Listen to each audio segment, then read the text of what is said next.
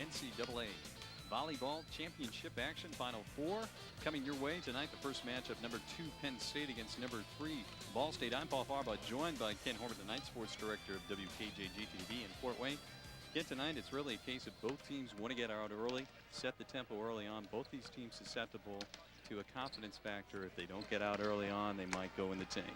Well, Paul, you're exactly right, and obviously I think these teams know what part of history this is too. I mean, obviously this is the first tournament ever with only one California team here, so one of these teams will be only the third team to play for a national championship, because the winner of this match goes to the national championship match tomorrow night here at 7:30. So obviously a lot at stake. They've each played a match against each other, one team winning one team winning the other, so they know each other very well. Talking to Don Shondell, the Ball State volleyball coach, he said they match up pretty well, both in size and in quickness. There might be a few changes as far as the Ball State defensive blocking scheme is concerned. They're going to go from a matchup blocking scheme to a read blocking scheme, and he thinks that will potentially confuse Penn State. He also thinks Penn State has a weak underbelly as far as its entire blocking scheme as it is.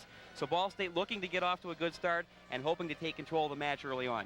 Would not be surprised if they tack Ramon Hernandez, the All-American for Penn State. He's number 9 on your scorecard. He's a middle blocker, outside hitter, 6'3". Hernandez has been battling the past few weeks a shoulder injury, tendonitis, rotor cuff, right shoulder, the swinging shoulder. He does not really tested in practice. Tonight is going to be the first real test for him tonight. Coach Tom Peterson, Penn State, would like to stay away from him and give him some rest tonight. He's looking a little bit forward to tomorrow night if they can get through tonight. They are going to set Ivan Contreras. He's a freshman, a true freshman out of Mexico. He's going to get a lot of hits in the middle, but he will also do damage all over the court.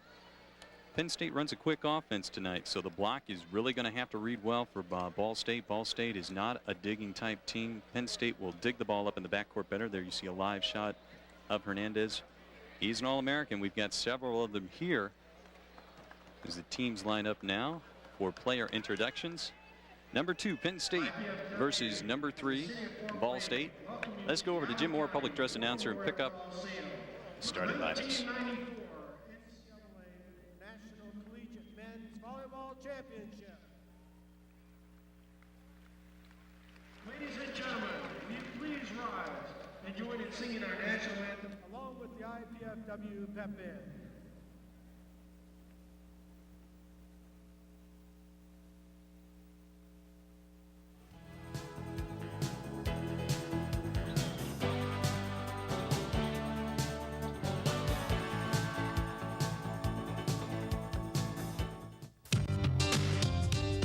Check it out! The campus has it all. Learn it, or work it, or play it, just do it. It's a cool place. Call now!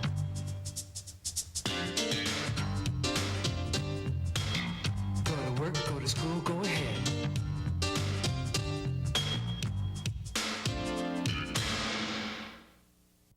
When you begin to think about a career, consider the hidden advantages associated with the dental assisting profession. The dental assistant can expect flexible hours, constant variety, excellent working conditions, and opportunities for employment in research, education, and management. A formal education in dental assisting at Indiana Purdue Fort Wayne offers the one-year program that can assure graduates the knowledge and technical competence needed to become a leader in this respected profession. Be a part of this exciting career. IPFW's dental assisting program, the promise of tomorrow today.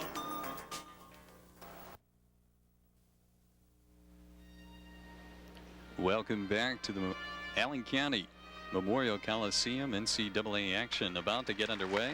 Starting lineups, both teams, Penn State and Ball State, out on the floor ready to get this one underway. This will serve up at 6 o'clock. And now let's go over to Jim Moore, public address announcer, for the starting lineups. For tonight's first match will be the Ball State University Cardinals.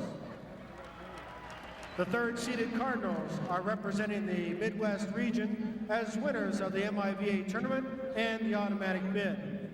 The Volley Cards have a record of 27-9. First, the non-starters. Number 1, Robert Paliza from Rio Piedras, Puerto Rico. Number 2, Ivan Dolgov from Moscow, Russia. Number 3, Jeff Hiskin from Chicago Ridge, Illinois. Number 7, Paul Baxter from Columbia Heights, Minnesota. Number 14, Eric Sullivan from Waukesha, Wisconsin. And number 16, Phil Etherton from Glencoe, Missouri. And now the starters for Ball State. Number 5, Paul Nikiforov from Clifton Park, New York. Number 6, Robert Tolliver from Fort Wayne, Indiana. Number 8, Eduardo Ferraz from Vitória, Brazil. Number 9, Greg Romano from Racine, Wisconsin. Number 11, Todd Reimer, Racine, Wisconsin. And number 15, Scott Oath from Madison, Wisconsin. The volley cards are coached by Mr. Don Shondell. Assistant coaches are Joel Walton and Dave Baer.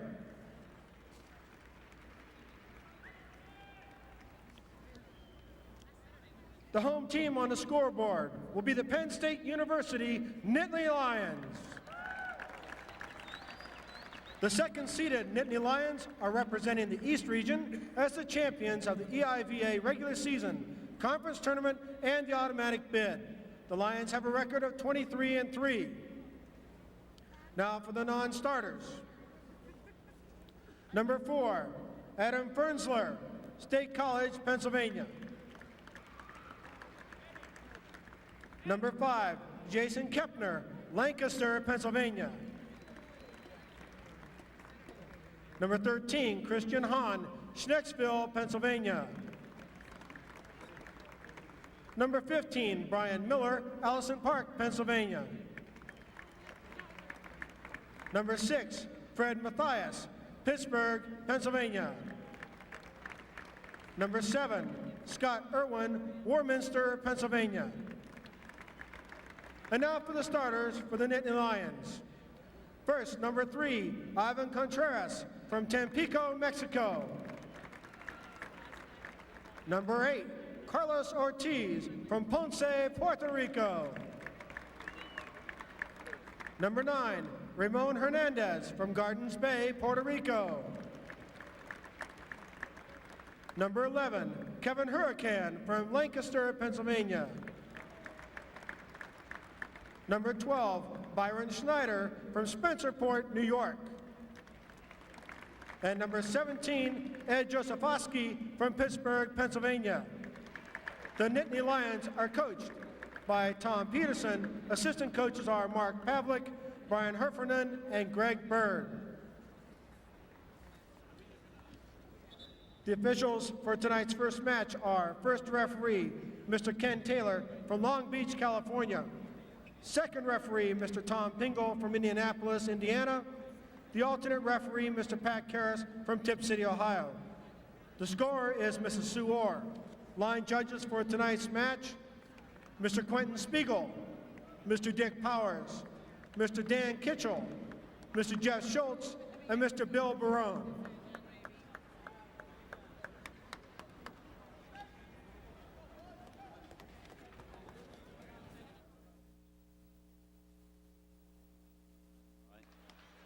All right, there you have your starting lineups. Let's run them down one more time for you. First for Ball State, the center is going to be Eduardo Ferraz. He's a freshman just out of Brazil. Coach Arnie Ball of IPFW likens him to a smaller version of Loy Ball. Paul Nikiforov, outside attacker. He's number 5. Scott Oath is going to be a middle attacker, 15. He does a lot of blocking for Ball State. Todd Reimer, number 11, is technique. He's going to be hitting on the outside as well, moving around. Greg Romano, a middle attacker, very critical player for Ball State offensively. He is number 9. And Robert Tolliver, an outside attacker. He is going to be doing the majority of the passing. For Penn State, let's run down their numbers as well. Freshman starting at middle, Ivan Contreras. He is a good one. Second team All-American. He is number 3. Ramon Hernandez will join him in the middle, perhaps. Might move to the outside. He is number 9. Keep an eye on his shoulder. That's going to be a very important development as the game wears on. Kevin Hurricane, number 11, also plays middle. Ed Josefowski, will play outside. He is number 17. He will do the primary hitting out of the back row for Penn State. Carlos Ortiz is the setter, and he's a junior out of Puerto Rico, Ponce, Puerto Rico. He probably knows paper a lot very well. Byron Schneider, the outside attacker, he is number 12, and he is going to be doing the passing for Penn State tonight, Kent. Right now, both teams loosening up, and we get a look. The Ball State players loosening up. Ramon Hernandez taking a few swings as well. Looks pretty good right now. He's the one big hitter for Penn State, and he will impress tonight. Well, it's interesting because as you talk about the teams now loosening up physically, you wonder how loose they're going to be mentally because, you know, Penn State has set a bit of a precedent for their school history. The 4th straight year they've been in the Final Four. And even Riley joked about it yesterday, saying they don't want to become the Buffalo Bills of volleyball. They want to at least have a chance to play for a national championship. In order to do that, they have to get by Ball State in this first match. And, you know, an interesting point when you talk about the All-American Hernandez, because you have to be careful. They're concerned about the tendonitis. They want to get him off to a good start, and he's going to have to establish his power game to keep Ball State a little bit back on its defense. On the other hand, if you try and save him for tomorrow, there might not be a tomorrow. So there's the concern of getting Hernandez off to a quick start so he doesn't have to tax himself too much or maybe put more burden on that injury. But then again, he's going to have to play as hard as he can without hurting himself because he has to establish his game to give Penn State a chance to get a leg up on the Cardinals and have a chance to play in that final game tomorrow. So it's kind of a tightrope you're walking with Ramon Hernandez. You want him to play well. You want him to establish his power game because he is really the top gun in this team. And there you see Ramon taking kind of a soft shot right there, just getting limbered up. And on the other hand, though, can you afford to rest him too much? Because if you're not careful, and, you know, both of these teams, they played one 3-game match and they played one 5-game match this year. So it's going to be real interesting as far as the coaching staff of Penn State is concerned, just to see how they use Ramon Hernandez and indeed how effective he is with that tendonitis. Well, they split. Penn State beat Ball State up in their barn 3-0. That was early in the season in late January. Ramon Hernandez hit 48%, and the hitting percentage we will cue you into tonight is really akin to batting average for players, 48%. Unreal. That's a really good percentage.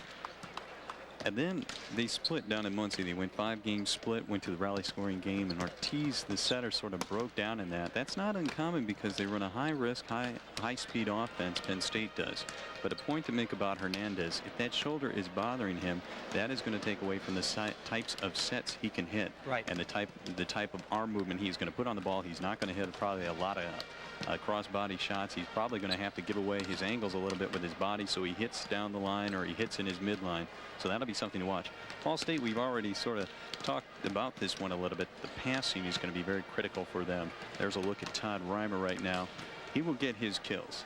Don Chandel feels he'll get his kills. He'll probably be up if this game or this match goes 5 games. He will probably be up around 35 kills or so.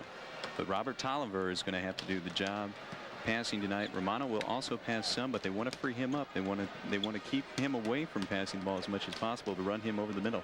Well, and it's interesting, again, as we talked about at the outset of the broadcast, you know, Coach Shondell said it was very important for Ball State to get off to a good start because traditionally, especially this season, they're a slow starting team. They want to attack Penn State. They think they have a weak underbelly as far as their blocking across the net. And again, Shondell talked about the fact they're going to change their defensive from the matchup type of blocking to the read blocking. They think that will be more effective against Penn State, and they also think it might confuse the Nittany Lions a little bit. But as you said, and you talk to any volleyball coach, no matter if it's the first match of the season or if you're in a national semifinal situation, passing is the key. And all of a sudden, when Ball State was in a bit of a funk, Robert Tolliver stepped to the forefront and has passed very, very well. That freed things up as far as setting and also the hitting for Ball State. So we'll have to see which team coming out of the blocks does the better job as far as passing the volleyball. All right, we're just 5 minutes away from getting this 1994 NCAA championship underway. We're going to take a break right now and be back on the other side.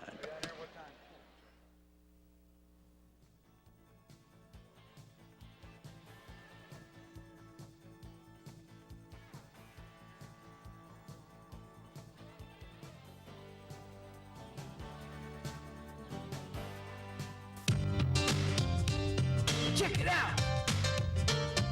The campus has it all. Learn it, or work it, or play it, just do it. It's a cool place.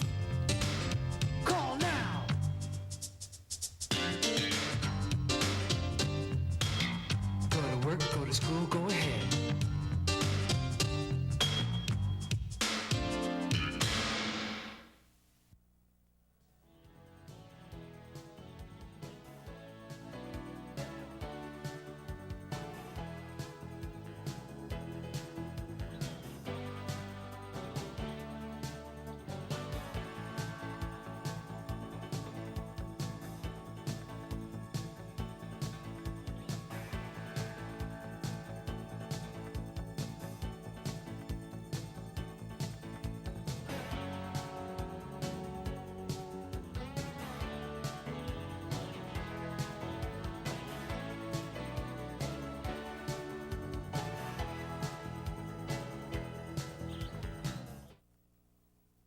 Excuse me, ma'am, can you help us? I'm sorry. Sir, please help our brother. Ma'am, we need some blood for our brother. Please. I'm sorry. I can't help you. Sir? Please, ma'am. Oh, not now, baby. Our brother really needs blood. Can you help us? Imagine if you had to ask for blood to save the life of someone you love. Next time the American Red Cross asks, give blood, please. Welcome back to NCAA Men's Final Four volleyball action. I'm Paul Farbaugh, joined by WKJG Sports Director Ken Horman. Ball State, number 3 seed coming in here. They're the MIVA entrants in the tournament against number 2 Penn State. Penn State won the EIVA out east.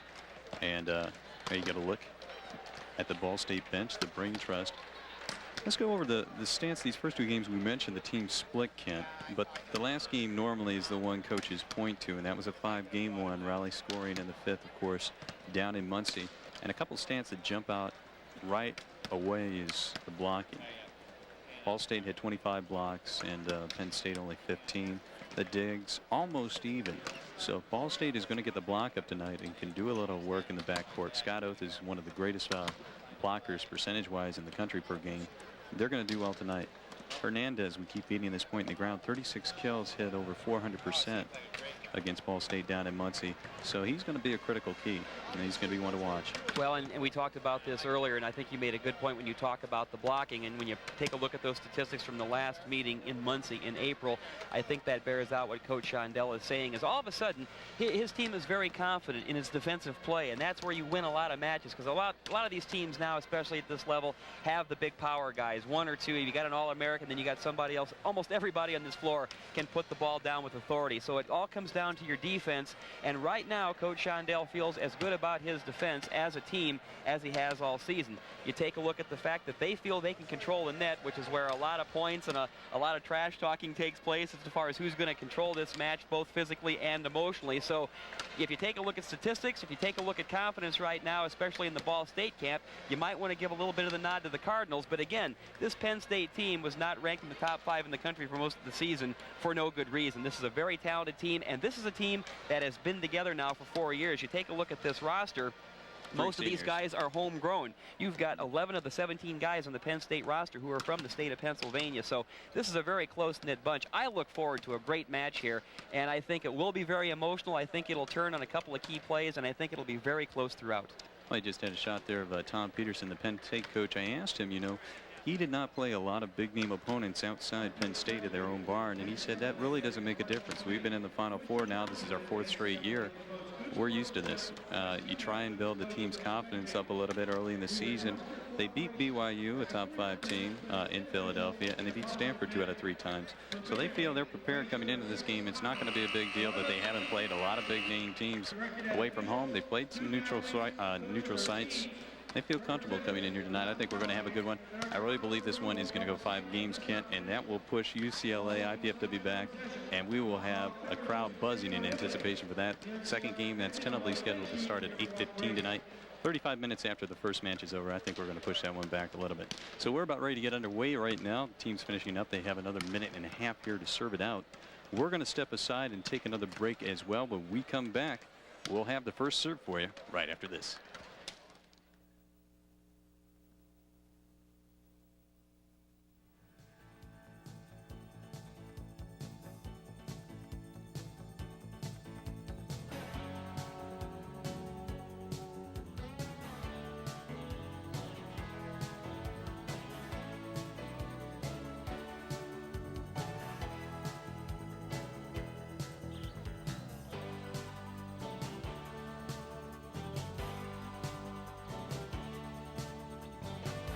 friends have already retired. But I wasn't ready for that. So I'm still teaching. This time in Belize, Central America. I decided to join the Peace Corps. I love my kids. And the way I figure it, I have the rest of my life to play cards. Peace Corps, the toughest job you'll ever love. My hero? Isaiah Thomas, Kevin Costner, Mr. Wong. These are teachers, but to the kids they've reached, they're heroes. My hero? Mrs. Wooten. If I don't get through to that child, who knows, maybe no one else will. Teachers have the power to wake up young minds, to be heroes, to make a difference. Reach for that power. Teach. Find out how by calling 1-800-45-TEACH. Be a teacher. Be a hero. Welcome back to the Memorial Coliseum in Fort Wayne, Indiana. I'm Paul Farba, joined by Ken Horman. We're finally ready to go, get this one underway. Crowd starting to come in tonight, Kent. We're going to have a record crowd this weekend, over 15,000. That's going to beat the record by a couple thousand. Over 7,000 expected tonight. There are right now currently only about 400 seats left for tomorrow night. And folks, after you see this UCLA team tonight, I tell you, if Ball State can get through and play IPFW, that'd be great for the crowd. But the UCLA team, if you see them tonight, you'll want to buy a ticket anyway. They get through because they are awesome. You know, Paul, one thing that'll be interesting, I mean, obviously it'll be a late arriving crowd because most of the Fort Wayne partisans will be here to see IPFW after 8 o'clock. Hey, it's a 60-minute drive from Muncie, so let's see if some of the crowd in here tries to get behind Ball State, and we'll see if that's much of a factor, especially in the early going. And Penn State says, well, they're used to playing tough teams away from home because of this atmosphere. I'm not sure I buy it. Their schedule could have been a little tougher away from home. So we'll just see if maybe if we get a little bit of a partisan Ball State crowd here in the early going, if that can be any kind of factor. Penn State comes in here 23-3, 2 losses to IPFW and Ball State. So, and that was down in Muncie the same weekend. Penn State a little beat up that weekend. They had, I believe, 5 matches scheduled in 12 days. We'll see how they come out tonight. The start is going to be very important. Let's set the starting lineup one more time for you. For Ball State, setting is going to be number 8, Eduardo Ferraz. He's a freshman out of Brazil. Paul Nikiforov is an outside attacker. He's number 5. Scott Oak, number 15. He's going to be doing a lot of blocking in the middle. He's a middle attacker as well. Technique specialist Todd Reimer. He's going to be hitting all over the court. He's number 11. He's the big stud for Ball State, a potential national team member.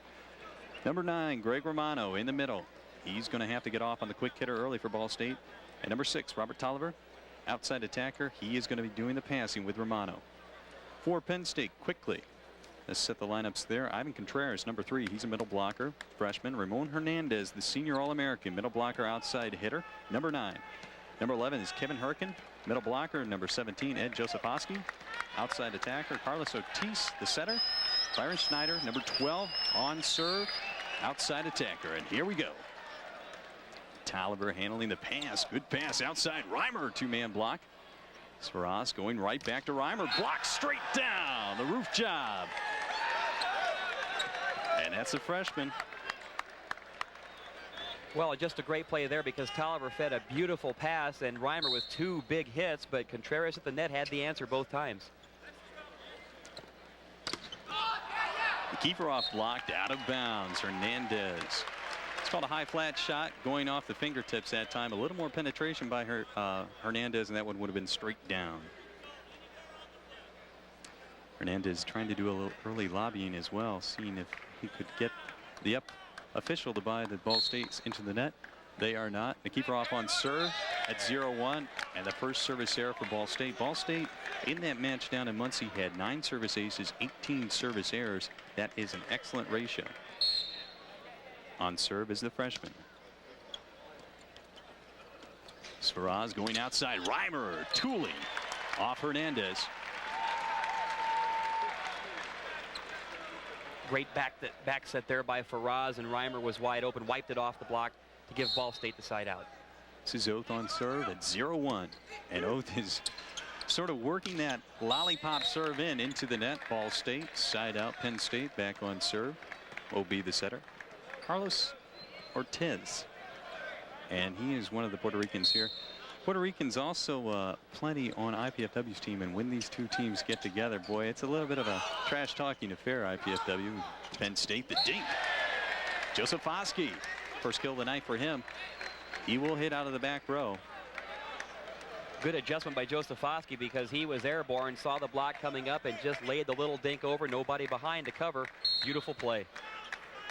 Set was sort of put him in a dink position. He converted now. This is for Oz going outside. Tolliver, a rare swing for him this early.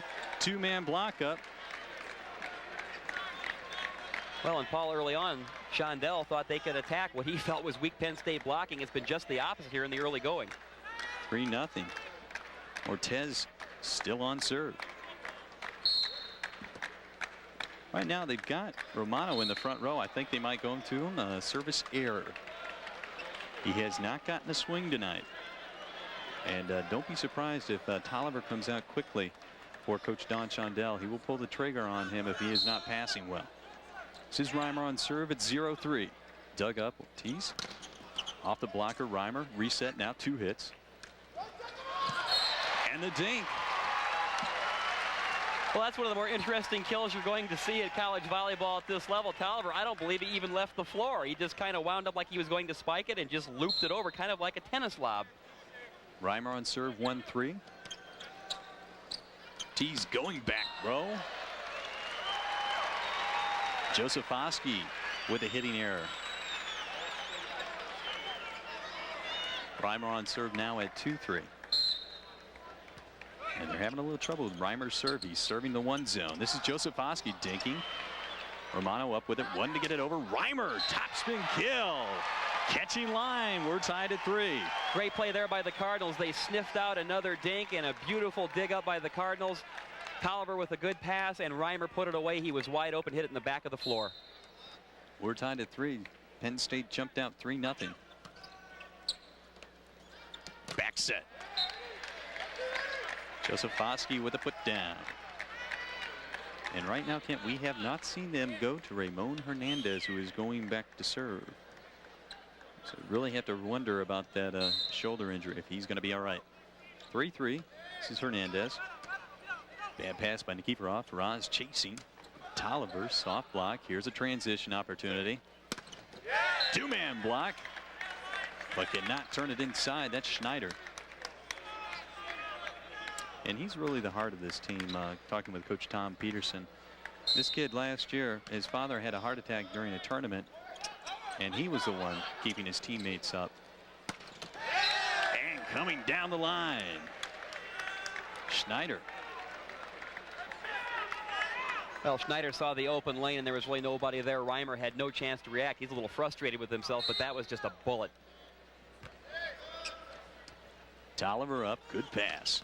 And Romano with a put down. There's the difference, Kent. Tolliver put that ball right for Haas's hands. You can call that play set, but unless the pass is there, you're not going to be able to run that quick hitter. Romano with his first big put down of the night. Tolliver on serve at 3-5. Outside, this is Schneider. And that is a chrome dome right off the top of Romano's head, sending a little message. Schneider is getting a lot of action on the outside. 5-3 the score. Herkin on serve. Oh, and a great adjustment by Nikiforov there. Well, and again, it wasn't quite the speed that I think Penn State expected. Their defensive in the back just kind of stuttered a little bit, and it came in between them.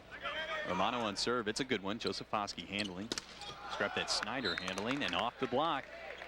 Contreras. He's a second-team All-American as a freshman. Penn State is not as tall as Ball State. Oath, Reimer, Romano all go about 6'6".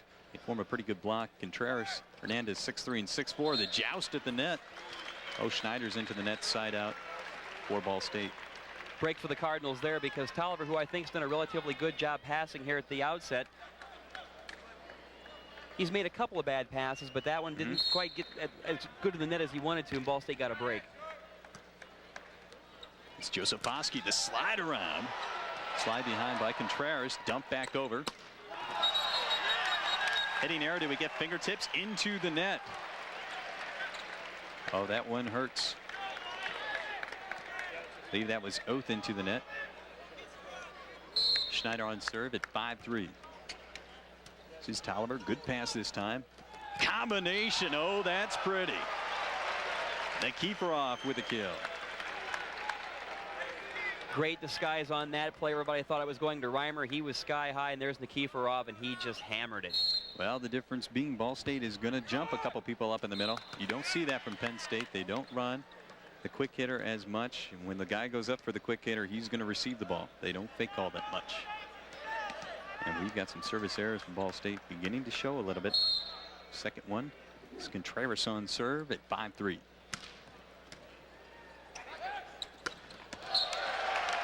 Off-speed shot that time. The set beautifully placed. Oath waiting for the blockers to come back down. Hit the low part of the ball.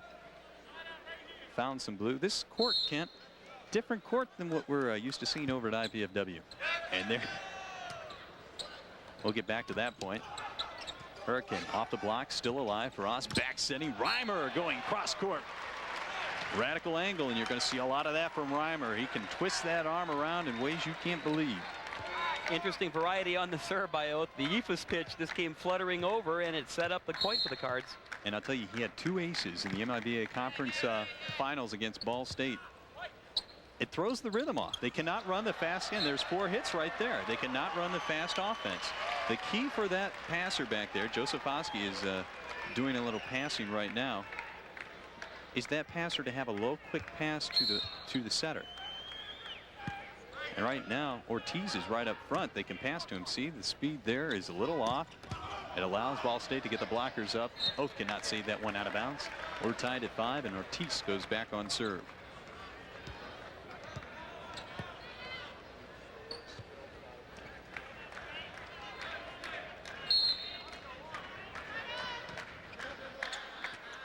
Great serve by Ortiz, serving a seam. Romano back over by Schneider.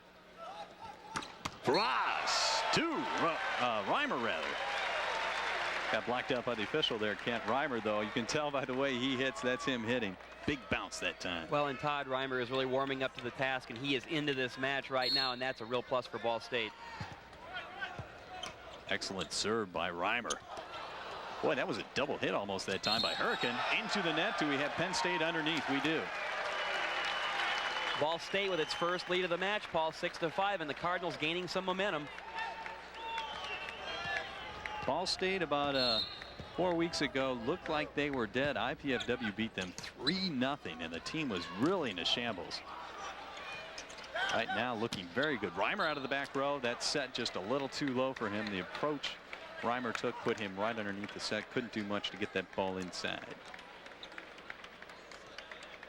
This is Hernandez on serve at 6-5, and Kent, we still have not seen him take a swing tonight. Oh, the slide behind Romano, and if that starts to work, Penn State is really going to have problems. Penn State likes to dig the ball, a soft block, and you're not going to dig that one when they're that far off the net. Got to have that block penetrating from Schneider.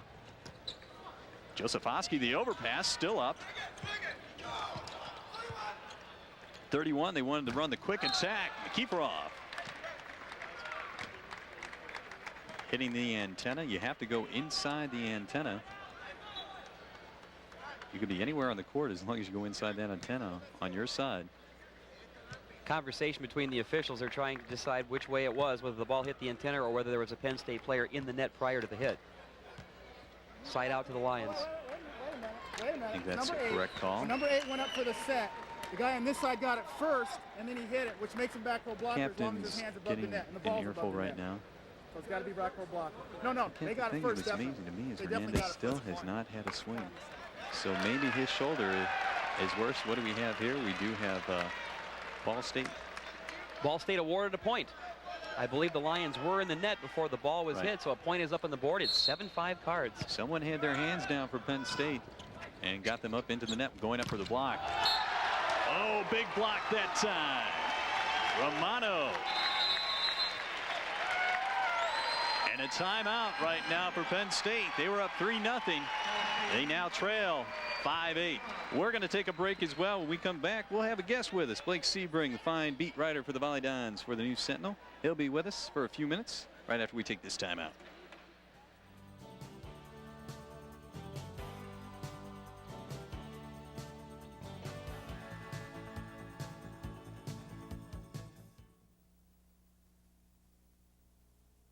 Children are the largest group of Americans living below the poverty line. They have to reach higher for what others take for granted. Health care, balanced meals, encouragement to learn. But with help early on, children in your community can gain the skills to get out from below the poverty line. It takes programs like Success by 6 and people like you to help them take the first step. Call to learn more. Change the world of a child, and you change the world. All right, welcome back. And Todd Reimer checking with the official as well as Ed Josefowski, the two captains. Blake Sebring joins me now. And Blake, you're the writer for IPFW. You also follow the national scene as well for Volleyball Monthly. Your take on this match thus far? I know there's not a lot to go on, but Hernandez has not had us winning. No, it's because of the way Ball State is serving. If you watch the serve here, you're going to go short, which slows up their offense tremendously, and Hernandez is their option. Can't get to it. Absolutely. Point illustrated there. The serve right into the seam. Contreras and Schneider. That's Schneider's ball to take that. Contreras moved up and in on a lift call. Point Ball State, and they are beginning to run away with this first game, and the momentum starting to be set. It's extremely reminiscent to what they did to IPFW. They did the same thing.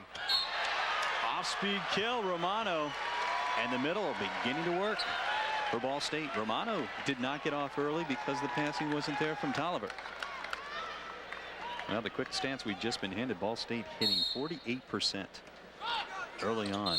Service error by Tolliver. They'll take that, though, because he was being aggressive. Absolutely, and when you're that aggressive, you're going to have those service errors. Trade-off many coaches would like. Brian Miller is kind of a Penn State super sub. He comes in and serves from back row and does a lot of little things that help turn the thing around. 6'1" junior, number 15, Brian Miller in the game to serve. Tolliver up. Oh, great pass that was by Tolliver. Two-man block up, but out of bounds. Turnabout's fair play. What Penn State's trying to do now is serve short so that Ball State has to win with Nikiforov and Tolliver hitting instead of Romano and Reimer. Well, I tell you, both Romano and Reimer off quickly. Dump back over. This is Ortiz.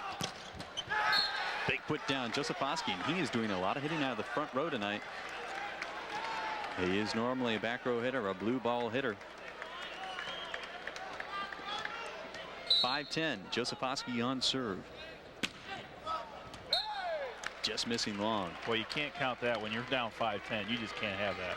I think you got to take a little bit off your first jump serve. Make sure you get that one in, then go for broke on the second jump serve. Ross on serve. Short. Oh, going right down the line, but missing wide. That is the call. Blocked a little bit by the down official here. Another timeout for Penn State. He's not waiting. Boy, last one for Tom Peterson. He can't afford it right now. Ball State has been running off the points. It was tied at 5-5. Now Ball State, your leader, at 11-5. Blake, why don't we keep it here and talk a little bit about the matchup coming up a little later on. One a lot of people at home will be interested in. UCLA? It's going to be interesting. I'm not totally sure what IPFW is going to do, and I don't think UCLA is either. Well, were you at practice day, Blake? No, I didn't make it today. I was there yesterday. The way I was hearing it today, that Lloyd Ball will be doing some setting, but Scott Lauer is going to be setter.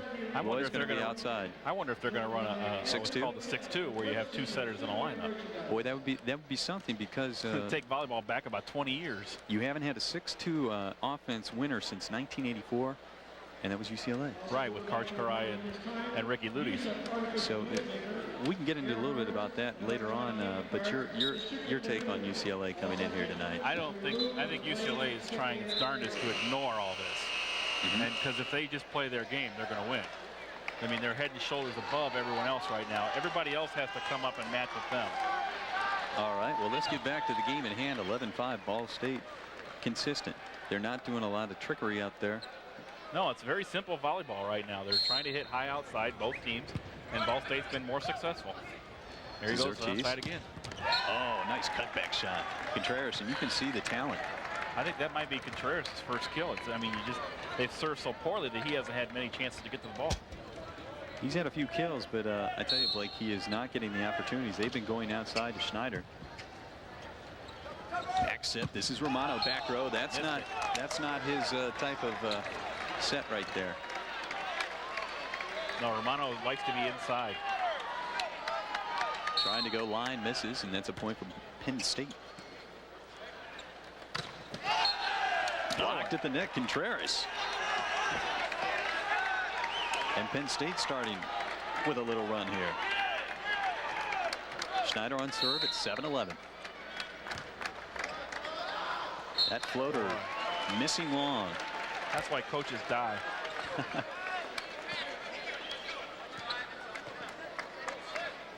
Called the keeper off on serve at 11-7 for Ball State. They elect to serve deep. Combination play. There's Hernandez finally getting off. They got to get him going because he's such the emotional leader of their team. He sets the tone. And when he's up and yelling and screaming, that's when his defense is good too. Correction, that is his second kill. He must have had a dink attempt earlier on. That's his first real swing. Kevin Herkin back in the lineup in the front row. He's number 11. Miller coming out.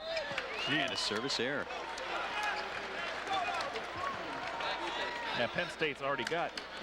That's according to the stats, that's only their third service error, but they've been at key times. This is Scott Oath, and boy, this is a treat. Not deep that time, well handled. Bombing back row, Contreras with a bounce. Big. That gets Oath off the line, so they get a new server up there next time, because he can mess up your whole offense. Blake, we talked a little bit about it in the open, how Ball State was really going to try and use a read block rather than a commit block. They're going to try and read the center. Overpass, Hurricane puts it down off the keeper off. And hey, we've got a game now. 8-11. Carlos Ortiz back on serve. Now they'll go right back to Tolliver on this too. He shanked that pass. They'll go after him until he stops it. They go back to him. Good pass. Tough serve. Pass. Oh, one-on-one. Hernandez floating to the outside. Reimer cutting it back cross court. Excellent pass, though, after shanking the last one. Tolliver showing early on that he's going to withstand the pressure. He's a senior from Fort Wayne Northside to get another look at it. Imagine the butterflies he's got.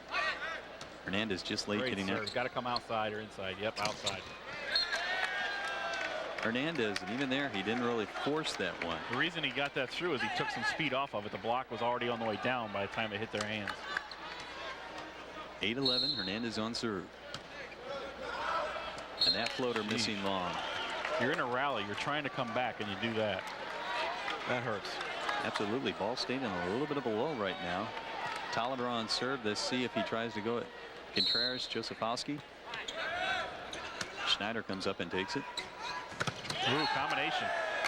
And you don't see a lot of that. They run a 4-1-5 offense, which means they run the 4, which is 2 on your television screen to your left. The 5 is the back. That's a deep set, the blue ball. And this is the 1 right there on your replay. All right, Ross back to live action. Romano! Or scratch that, Reimer. Excuse me. This is his favorite shot. He loves coming out of the back row because he's got the whole court to hit at. Great broad jumper. And that back row, that's a 3-meter line of close to 10 feet. Player in the back row cannot take off in front of that line or even on the line in the service error by Romano. Greg Romano is number 9. I've been mixing him up with Todd Reimer, number 11. They're both juniors. They're both from Wisconsin. It's kind of easy. And they are both very good. Both national team potential type players. There's a terrible pass of Shank. See what they run in transition. Yep. Josefowski and Tolliver didn't squeeze to come up. Penn State loves to run Josefowski and Hernandez out of the back row in transition. Hernandez, unlike Josefowski, will hit from the middle. And we have a timeout. This time Don Shondell, the Ball State coach, calling one at 9-11. Penn State on serve. We're going to take a timeout right now. Kent Horman's going to be back. Thanks a lot, Blake, for joining us. Paul. We'll see you a little later on, buddy. Okay.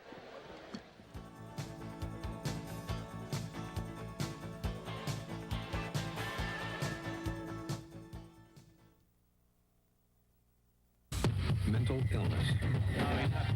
We fear it. We laugh at it. We scorn it.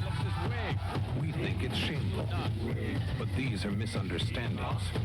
Misunderstandings that will fade away if we see mental illness for what it really is. A medical disease. A disease that can be treated if you just know where to turn. For an informative booklet, call the American Mental Health Fund. Welcome back to the Allen County War Memorial Coliseum. I'm Paul Farba, joined by WKJD Sports Director Ken Horman. And Penn State starting to make a run here. This is the first of 2 tonight, the semifinals NCAA Championship Volleyball. Penn State 4 straight points to close within 2. There's a coach of Don Chundell. He has been at the Ball State helm almost 3 decades. Joseph Oskey on serves, going to jump.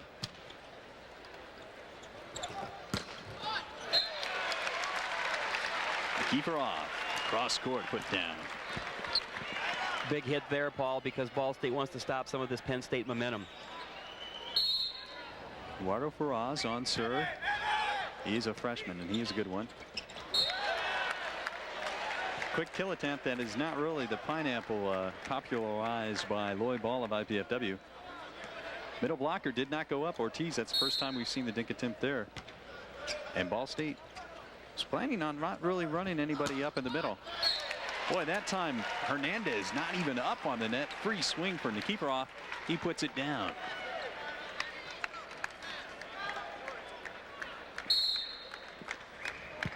(11-9). Joseph Oskey, back row. That's his specialty. And he really works that side of the court right there. It's called the blue ball out of the back row. Hitting percentages, Kent, ungodly right now. 50% for Penn State, 44% for Ball State. Outside, Hernandez trying to find the corner. Did he get line? No, he didn't. Well, and again, Hernandez goes up, and rather than go for the hard hit, he tried to finesse a little bit down the line. The ball just fluttered outside the sideline.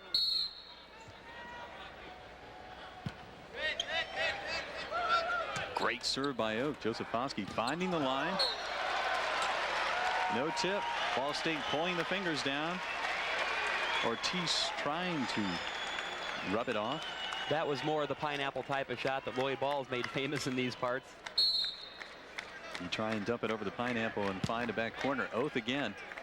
Boy, he is really zeroing in on the sidelines, end lines. Hurricane with a kill. Looked like the block was a little mistimed on that one. And Hurricane just had a bunny. Ortiz on serve now at 9-12.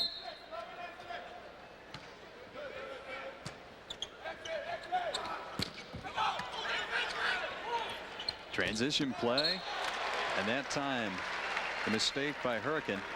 Set was there, he just turned and looked for it a little late. The ball had already passed his shoulder. Side out, Ball State. Todd Reimer on serve at 12-9. Serving the one zone, Contreras comes up to play. Outside, Hernandez over the block. Out of bounds. Oh, and that one missing wide. The block was set up. He had to go over it. Here's another look at it one more time. Well, and you can see why it went out of bounds, because Hernandez was way out of bounds in the air when he hit the ball. Great play by Tolliver. Joseph Oskey, that set once again. Ortiz, 2 tight sets the net, going out of bounds. Nothing Joseph Oskey could do with that substitution. Brian Miller, check that. It's Jason Kepner coming in. Going to dig it up in the back row, number 5. And Paul, as the crowd has increased here, they're starting to get behind Ball State, and Reimer is serving for game 1. That's right, 14-9, Reimer on serve to close it out. And it's a good one. Kempner up to Ortiz. And a mistake. Unbelievable. Penn State throws away game 1. Talk about your communication breakdowns. Well, you don't ever want to give a team a free game point like that. 15-9, Ball State, your winner in game 1. We're going to take a break right now. We come back, game 2 action. Number 2, Penn State, trailing number 3, Ball State, 1 game to none.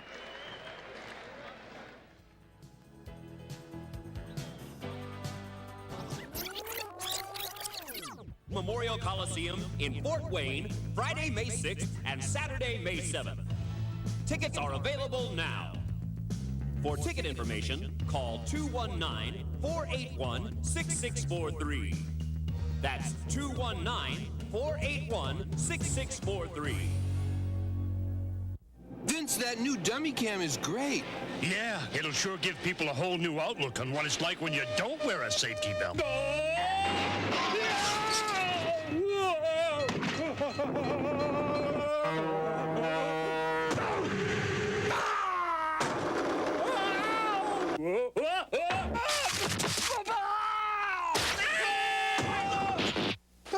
they'll get the picture.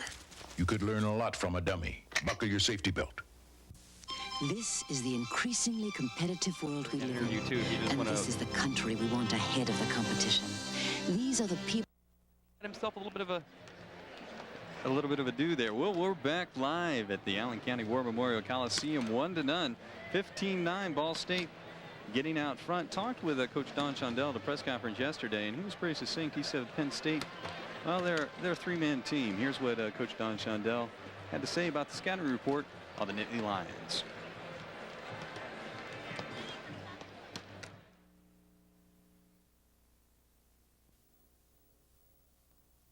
Well,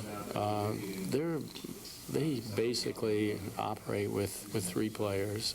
Contreras, a middle who's very deceptive and quick, and a kind of guy you have to worry about. And then they've got Hernandez, who's just an All-American that goes everywhere. And then they've got Joseph Oskey, who's basically a back row and right side hitter. That is really, he's really a fairly predictable player, and we just have to do a better job of, I think, getting set up on him. And his tendencies are rather obvious, and we've had plenty of time to study him. And I think that we need to do a little better job on him. I'm not sure with Hernandez you're really going to stop him. I think Contreras, we've learned some things about him that we'll be able to contain him a little bit more. And then if we handle the other players the way we've handled them before, why, I think we'll be all right. Well, there is Coach Don Shondell. He has been at the helm since 1964 in Ball State. And for the longest time, he was the lone man out here in the Midwest, keeping volleyball on the map with his Cardinal program. It's a fully funded program, 4.5 scholarships. That's the max for volleyball right now. Volleyball, there's no differential between Division II, Division III, that sort of thing. There are only about 50 some odd schools in it. Ball State has been one of the teams that has been in from the beginning, and this is the 24th national championship, and they've been here quite a bit. Well, Ken, you got some stats there. Why don't you run them down for us? Well, about that first game? As you talked about the fact that both teams came out hitting the ball very well. Penn State in the first game hit 33%, Ball State 44%. But check this out, Paul Nikiforov, who really came on down the stretch in that first game, hit 87%, 7 out of 8 attempts. On the other side, Ivan Contreras, 5 out of 6 for 83%. So those were the big guns so far. And you talked about a very telling point. Hernandez only hit 3 out of 5. He did not go after the volleyball very much, and he only took a couple of really hard swings. One of his attempts was a dink, so it's a situation where we have not heard much from Ramon Hernandez. It is still very early, but a big advantage for Ball State to get out of the blocks well and take game one by the score of 15-9. All right, we're set to go up and get game two underway here. Eduardo Ferraz awaiting the officials. The up official's whistle. He has 5 seconds once the whistle is blown to put it in play. Schneider now on the pass to Ortiz. Off the block, Contreras. Tolliver trying to save, cannot get it done into the press row. I'll tell you about Contreras. He hits outside his body line. He brings his arm from all angles. You are going to see some radical angles. Here he goes.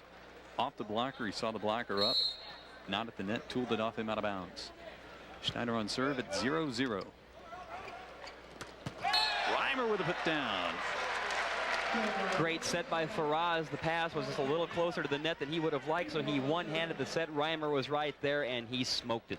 They call that framing the ball, and boy, I tell you, the best guy I've ever seen do that is Loy Ball. This guy Ferraz is not bad himself, only a freshman. Poor set that time. Hernandez did not know it was coming his way. Outside Contreras, and what a great kill attempt that was. That set was back over on top of him. He had to broad jump back underneath that, swing back and hit a topspin kill, falling backwards. And boy, he has got some ups. Paul, looked like he hit it around the block as well.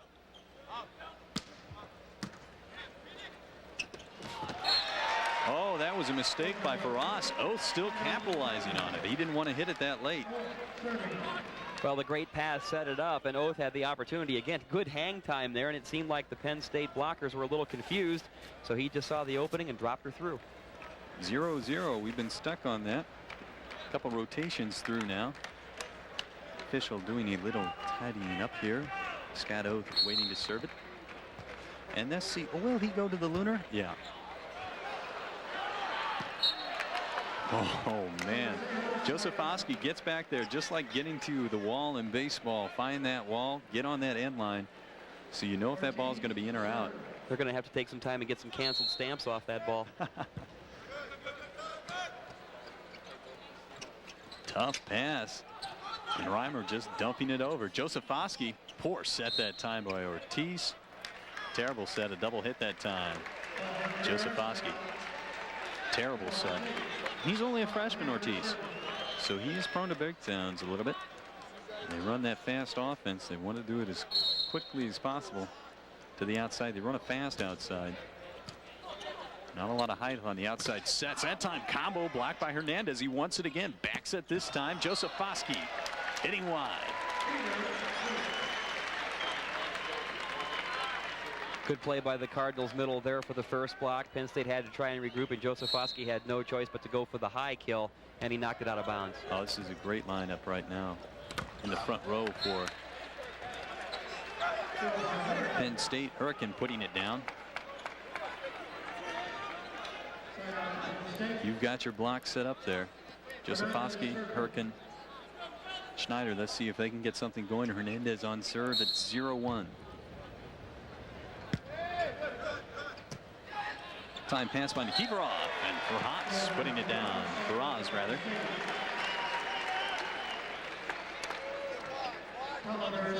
Middle blocker not going up. And you will not see that tonight by IPFW's defense or UCLA's defense, because both those setters will take advantage of that. Beat you to death with it. Hurricane off Romano. Tolliver a little frustrated because he was leaning toward the net when that ball came off the top of the block. He felt he could have. Tolliver a little frustrated because he was leaning toward the net when that ball came off the top of the block. He felt he could have gotten back and maybe saved the ball, but his body momentum was going the wrong direction. This is Hurricane on serve at 0-1.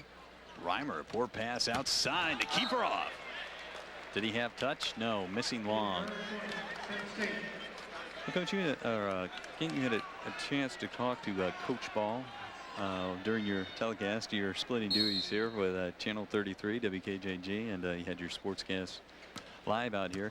What was his some of his thoughts out here on this first match of the night? Is Reimer with a hitting error? Well, I'll tell you one thing. Arnie is very loose. I think they've gotten over the feeling they're just happy to be here. They felt they got a break, or I guess the surprising benefit of the at-large bid. First question was, will Loy play tonight? He said yes. I said, will he set? He said that's still up in the air. I think we're going to see Loy Ball start in an outside hitting position, and Lauer will probably set. And he thinks if they can just get UCLA into a bit of a tough match early on and stay with them, they could maybe pull a surprise party. Well, Reimer with a put down, a big mental error that time by Kevin Hurricane, number 11. Standing straight up, you got to be down, ready, set to go. Knees extended forward, hands almost touching the ground to dig that ball out. Put down by Schneider between the blockers. Faraz not squeezing the middle with Scott Oath. Scott Oath among the league leaders in the nation as far as blocks per game, and that one is long by Josefowski. Seems like now both teams have settled in. They've gotten open over the opening game jitters, and now they're just ready to play some volleyball. They know each other well, they match up well, and they're just going to be slugging it out the rest of the way. Faraz on serve at 1-2. Josefowski. And that's legal for him to come underneath the net as long as the ball has hit the floor. And it hit the floor in a hurry. As long as you don't touch the net, you can come underneath the floor there. Very dangerous play if you have players underneath.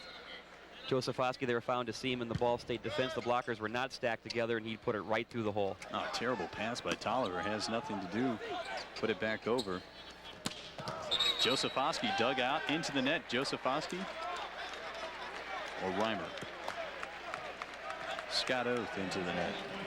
Yeah, Reimer was talking to the official here, sideboard, saying, was that me? He's still talking about it. There you see Todd saying, I can't believe it. I believe you're right. The call was against Oath, and a break for Penn State.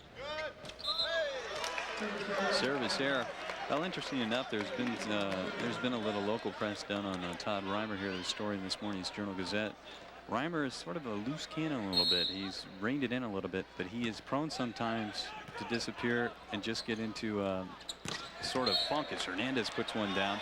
In between matches, he's worried more about the players on the other side of the net than he isn't about his own personal game. And Hernandez not believing that one. But he does have potential. Reimer, Don Shondell feels, will be a national team player before he's done at Ball State. Still up, got to get it over. Frost does. Hernandez, that set tight to the net. One-man block. Oh, straight down the Drano. Just a great point by the Cardinals. It all started with a super dig by Ferraz. Ball State kept the ball in play. Penn State tried it again, and once again a Ball State single block there with Oath, and the Cards have a point. They've tied the game at 3. Hurricane. Contreras digging out. Romano coming our way, cannot chase it down. And I obviously can't frame the ball because I tried to one-hand it, so I'm comfortable where I'm sitting. Ken, at your height, you would be a back throw specialist. You would have the floor burns on the knees and the forearms. I would be a bench specialist. Outside, Tolliver with a put down. And again, it's so simple. If the pass is there, so many options open for the setter. Watch Tolliver come across there wide open. Boom, right in the chops. And a big hit by Tolliver. Now, that hit the scoreboard. Scott Oath with his Apollo 9 special. That scoreboard well up, I'm going to guess, Ken, about 40 feet. He hit the side of the scoreboard up on the side. He didn't hit the underneath part. That will take you out of a quick offense. Service error. Romano, the cutback. Hurricane off the net. And Penn State is not a solid blocking team. They rely on getting it up in the backcourt to dig. We're tied at 3. Reimer on serve. Tough service, ace. Paul, if Ball State starts to get some momentum here, if they start feeling it and get confident, that could put Penn State in a huge hole. Well, Penn State is not the same team without Hernandez swinging at full strength. Just not the same team. And a little bit of a change up there by Reimer. He wanted to dink it over. Schneider was running to cover. He's already in a swing motion, anticipating the whistle. Hit it into the net. Hernandez on serve at 3-4. Outside, Tolliver dumped it over the block, and if you could hear it, we certainly could, Kent. They call the blockers out. Oath saying 2. Tolliver siding the blockers. New 2 blockers were up. Open area right behind. Back to live action. Schneider. Can't be dug out by Oath. Side out Penn State at 3-4. Hurricane on serve. It's obvious that Schneider's tried to pick up some of the slack because you can tell that Hernandez is not 100%. Tolliver, great pass. Josefowski getting a piece, the reset. Ortiz, Hernandez, double blocked.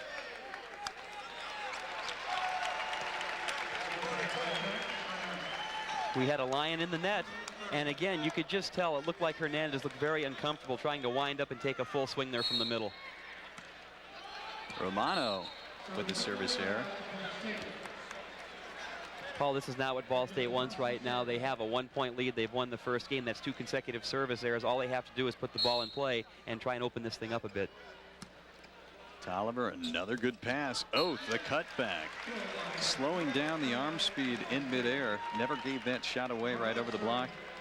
And Penn State's block is really confused right now. Great discipline because the Cards look like they're just floating in the air, picking their spots, looking the block, and just dropping it in the open court. Schneider, that's a bad pass. Ortiz running to get it. Only option, Schneider, and he puts it down.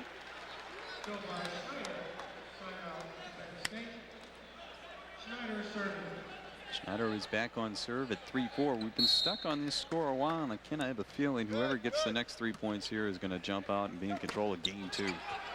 That's Oath off the block. Hernandez.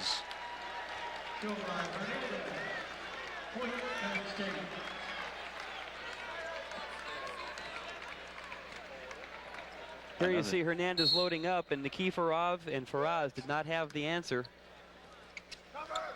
Back set, one-man block, Hernandez.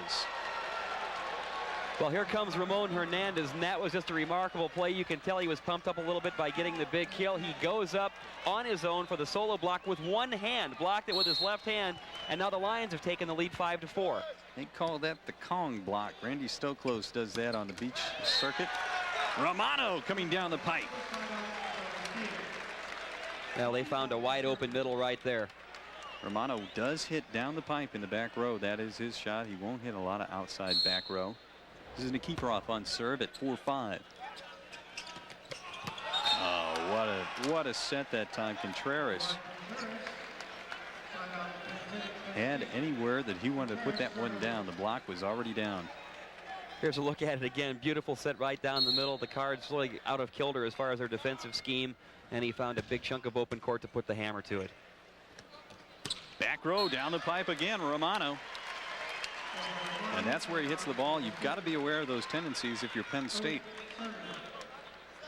Romano, when he's in that back row, he now moves to the front on the rotation, is going to hit that pipe. And this is Oath again. Right on the line. Two-man block, Tolliver, not enough penetration. Hernandez again warming up to the task a little bit. The Ball State block was well set, but Tolliver just quite didn't get the hands down to bring the ball back over on the Penn State side. Instead, it crawled along the net and side out to the Nittany Lions. 5-4 your score. Romano in the middle. And they're starting to go to Romano just a little more. Well, right now, Paul, Penn State has no answer for any kind of hit Ball State is taking at the middle. Reimer on serve at 4-5. Fastball into the net.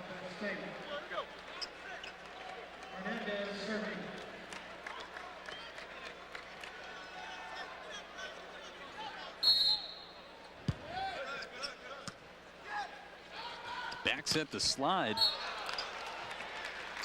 And that's something Ball State, if the passing is there, they will run a little more complicated play. They don't really run a lot of difficult front row attacks. Beautiful back set that time by Faraz.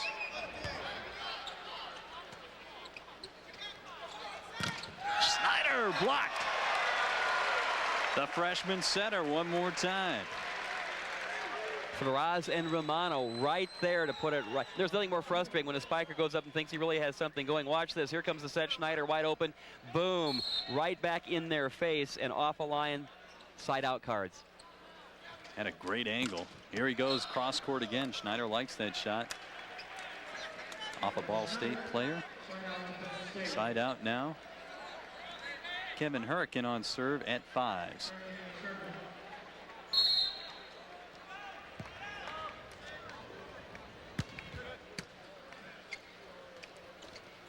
Outside Nikiforov, that set a little too tight for him. Nikiforov took an inside approach. It went to the outside. Up underneath him. Hits it long. Penn State on serve at 6-5 now. And a service error. Ken, I really believe both teams, if you have to look at the serving, Ball State is serving better, but both teams are serving at this point pretty well. The passers are handling the ball pretty well. I think you're exactly right. I think the teams have found their groove, and now it's just a matter of execution. Ortiz outside. Schneider dug up by Tolliver. 2 to get it over. Nikiforov! Great hit on the play by Nikiforov and Josefowski and Contreras. They were up, but it came off of one of the players' chest and rode right back down the net. Here's Nikiforov coming in hard. Bang, right off the chest of what looked like Contreras back into the net. And Ball State back in business with Romano to serve. Well, Ken, we talk a lot about the R&R boys, Romano and Reiber, but Nikiforov swinging extremely well tonight. He's got to be over 700 in hitting percentage. 6-6 your score. Ed Josefowski will be on serve as soon as he gets the whistle.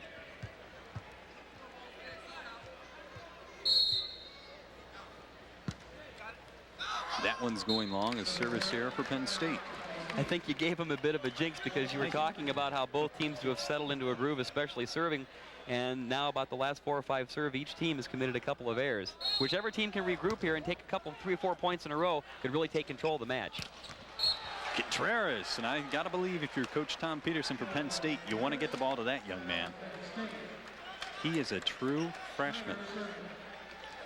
Watch the shoot set across to Contreras. Boy, no block had a chance there, plus he takes it down the line. Now the end blocker late to get there, right over the top. Contreras. Romano off the block, still dug out there. That time a mistake by Nikiforov.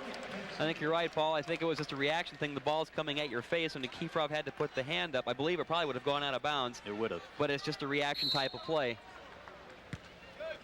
Side out, we're stuck on 6s, and a second conservative error for Penn State behind the service line.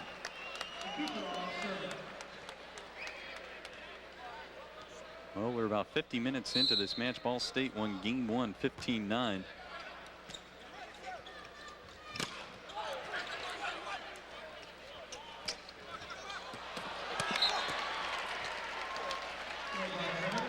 Boy, that has to be a little frustrating because a great one-on-one block by Oath, and then a ball that wasn't exactly hit that hard. The Cards found themselves just a little out of position. Here you see the cross-court set, just kind of plays it down the line. Romano could not quite get to it, so a point for Penn State. And we'll have to check on the scoreboard. It is 7-6 on the big board overhead. And that time the set too tight. Tolliver nowhere to go with it. Two-man block up, and when you have a high set like that, Penn State all day to camp underneath. Beautiful block by Ortiz. It is indeed 8-6. This is Ivan Contreras on serve. Reimer off the block. Scott Oath on serve. Kent, what do you think he's going to serve here? I think we're going to probably see one go into orbit again.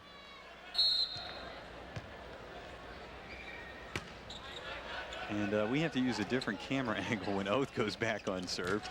Hernandez, the praying mantis defense by Oath does not get it up. And Hernandez really starting to come off now in game 2. With the play of Schneider and Contreras, if all of a sudden Hernandez starts heating up, that'll be a big boost for Penn State.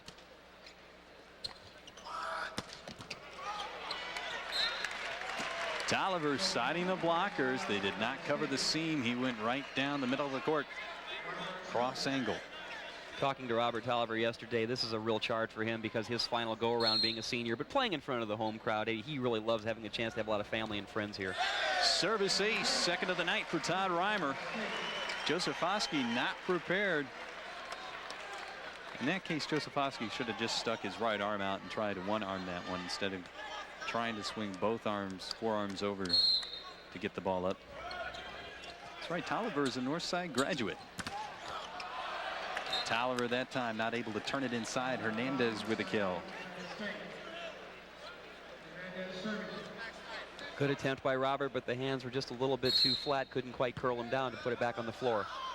And another service error. Penn State really having trouble with their game right now behind the service line. 7-8, Tolliver back on serve for Ball State.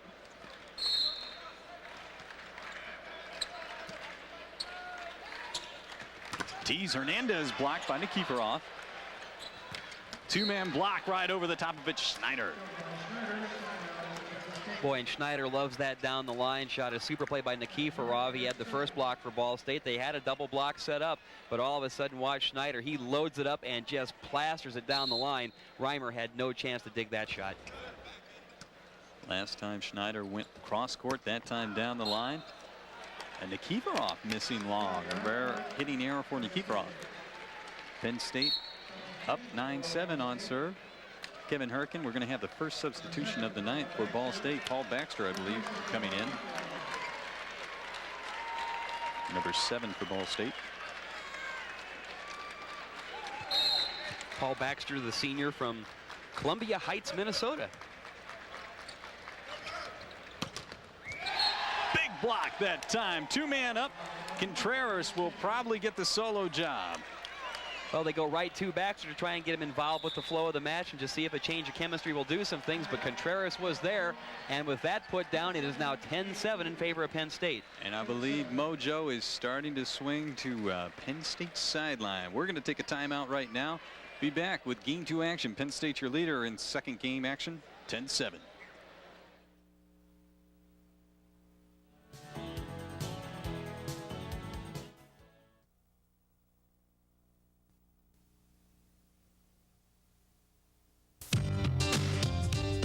Check it out! The campus has it all. Learn it, or work it, or play it, just do it. It's a cool place. Call now!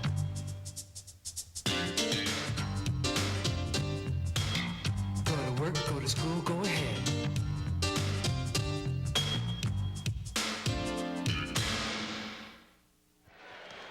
We're live at the Memorial Coliseum NCAA Men's Volleyball Final Four action. I'm Paul Farbaugh, joined by Ken Harmon. First semifinal game, number 2 Penn State trailing in games 1-0, but ahead in the second game against number 3 Ball State. Penn State your leader, 10-7. Kevin Herkin on serve. And we really had an ebb and flow in both games. Ball State was ahead 11-5. In the first game, Penn State closed within 2, and Ball State ran us 4 straight to close it out. And now we've had a little bit of a run here by Penn State. The dink attempt, still one to get it over. Hernandez, free ball now for Ball State. Romano putting it down. Contreras not up in time. Ortiz did a great job keeping that ball alive for Penn State, but they had no choice but to feather it back over the net. Ball State had time to set up a play, and Romano just put her down. Contreras, a freshman error. Can't believe you wouldn't be up when Romano's in the front row. You have to know he's there. Josefowski dug out by Reimer, and he has gone silent. Josefowski has. Topspin kill attempt by Baxter is long.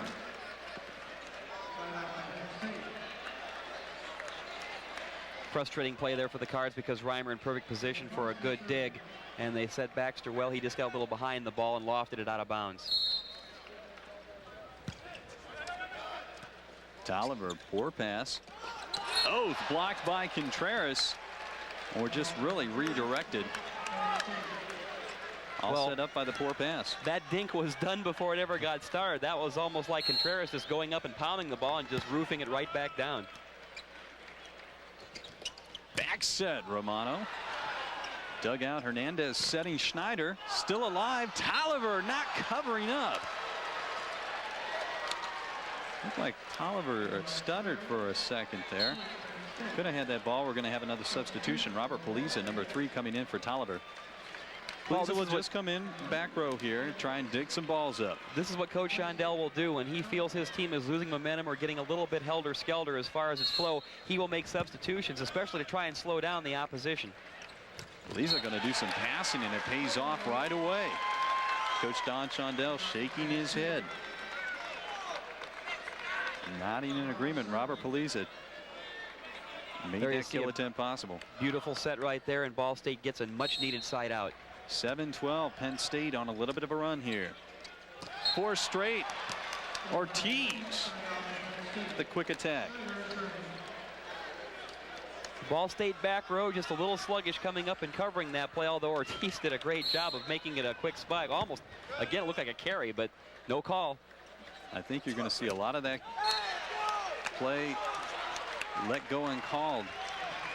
They're going to let the players decide this one. Reimer with a big kill attempt. There's the intensity on Todd Reimer's face, trying to get his team back in this game, game 2. Josefowski, passing error, and missing long. Penn State. Do we have a touch at the net? No, we caught it inbounds. The linesman called it in. Here's a replay again. The set goes. Schneider, tough to tell from that angle, but the sideline official immediately signaled the ball was in. Oh, with a kill. And Poliza is in to pass. He is in the front row. We're also going to have a substitution now. Excuse me, this is Robert Poliza. This is Robert Poliza. He comes in to serve. Number 3 is Jeff Higskin. Cardinals have to make their move here. They've been outscored 6-1 since the game was tied 6-6. They have to make a move now to get back into this game. Josefowski dumps it over, almost a service ace.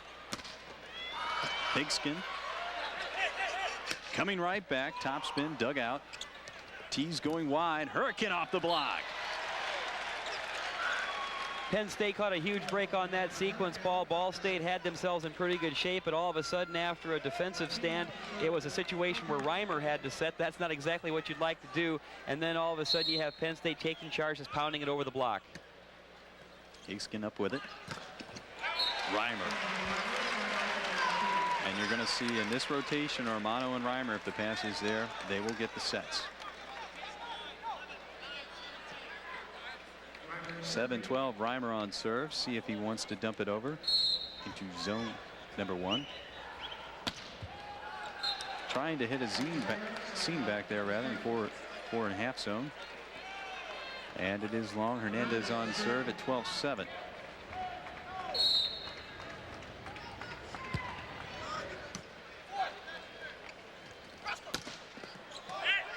Josefowski getting a piece of it. Straight down, Hurricane. 13-7. Penn State, Hernandez on serve. A very good rotation.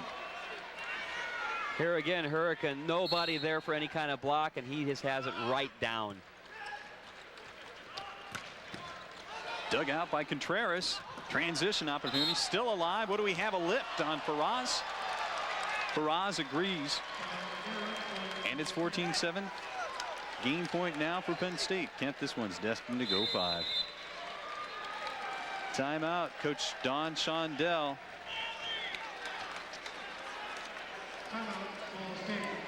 While we have this break in the action, we'd like to tell you about the College Cable Access Program Guide. It provides information about our programming, including IPFW Sports Telecast. Well, that's going to wrap up this season tonight.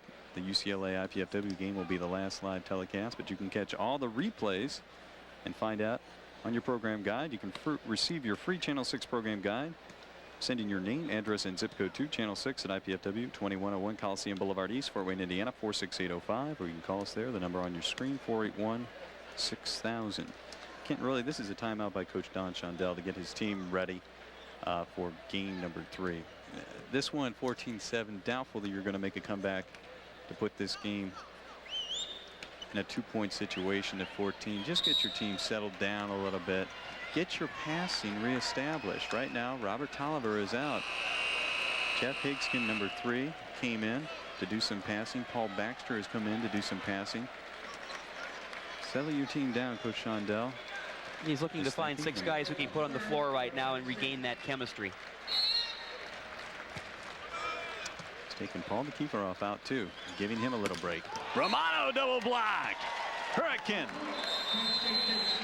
Josefowski combining.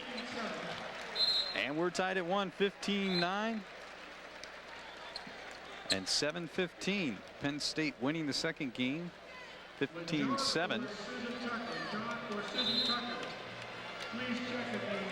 Paul, we talked about it when this second game was even at 6-6. It would be who could make the controlling points to try and just put a little bit of distance between the other team. That indeed became Penn State when they reeled off a stretch of 6 out of 7 points, and they opened things up to a 12-6 lead. They were never really headed after that. In fact, Ball State only scored 1 point after the game was even at 6 apiece. And it was a situation where, again, we didn't hear much from Hernandez. Just little flashes of him trying to get involved, but you have other guys stepping up. At one point, it was Contreras. All of a sudden here, the last few points, it was Hedican taking charge. And while we were seeing that happen for Penn State, Ball State became unraveled a little bit in its offense. It was having problems serving. And then, as you pointed out earlier, Coach Shondell made several changes to try and slow down the offensive tempo that Penn State was establishing, and Ball State kind of lost track of its passing. When you do that, then all of a sudden everything becomes unraveled for your team. So it'll be interesting to see what 6 players come out for the Cardinals here for a pivotal game 3, and to see if they can regroup that passing attack so you can get the guns like Reimer and Romano back into controlling the offense for Ball State. There's a coach of Don Shondell. He's going to juggle his lineup a little bit. We'll be back with game 3 action right after this break.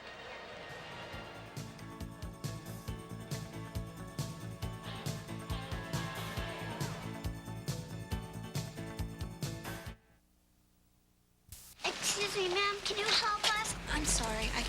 Sir, please help our brother. Ma'am, we need some blood for our brother. Please. I'm sorry. I can't help you. Sir? Please, ma'am. Oh, not now, baby. Our brother really needs blood. Can you help us? Imagine if you had to ask for blood to save the life of someone you love. Next time the American Red Cross asks, give blood, please.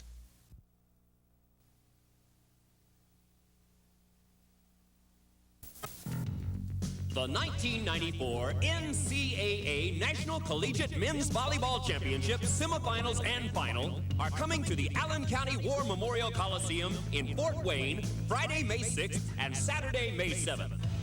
Tickets are available now. For ticket information, call 219-481-6643. That's 219-481-6643.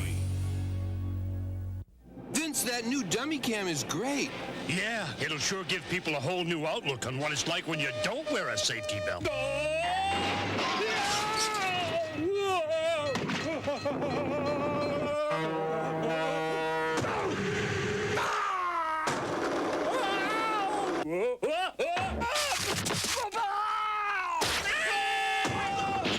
I think they'll get the picture. You could learn a lot from a dummy. Buckle your safety belt. This is the increasingly competitive world we live in, and this is the country we want ahead of the competition. These are the people we'll be depending on to keep this country ahead of the competition. These are the colleges and universities we're relying on for the people we're depending on to keep this country ahead of the competition. So if you want America to stay #1 in the world, do something about it. Give to the college of your choice. Welcome back to the Allen County War Memorial Coliseum. NCAA men's Final Four action. Penn State, Ball State even at 1 apiece. I'm Paul Farbaugh, joined by WKJG Sports Director Kent Horman. Just had the stats handed to us, the cumulative stats for both games. And all of a sudden, Ball State not hitting nearly as well at 31%. Penn State hitting very well. They raise it up to 42%, Paul, and you take a look at Contreras. He is still at almost 77%. That is just huge. And then a couple of other guys are over 500. You've got Hurricane, who really kind of took charge there the last few points, and Byron Schneider at 500. So that is really a couple of telling stats right there as far as the Nits are concerned, and that's why they came back in that second game. Across the way, where Romano's hitting 50% for the Cardinals, but Nikiforov fell way off. He's now at 28%. And you have Faraz, who is, basically their setter, and he's got 37 assists so far. Well, in the few ones he's hit, he's got 40%. But the big gun, Todd Reimer, is now at 37%. He's going to have to pick it up here down the stretch. One of the volleyball gurus of this area, Blake Sebring, who is the outstanding writer for the News Sentinel and does a great job. In fact, I think really he's a coach of one of these teams. He just kind of hides behind the newspaper there. He knows more what's going on with these volleyball teams than I think a lot of people. And he just came by and he said, whichever team controls the middle, whichever team runs the middle here, especially in this third game, will win the match. So we'll have to see if that bears out. Well, Kent, that is very true. But for Ball State, looking at the blocking statistics, they had 2 solo blocks, 4 block assists. They are a taller team than Penn State. You look at Penn State, 15 block assists, 2 block solos. Unbelievable. I mean, Ball State will have to block better.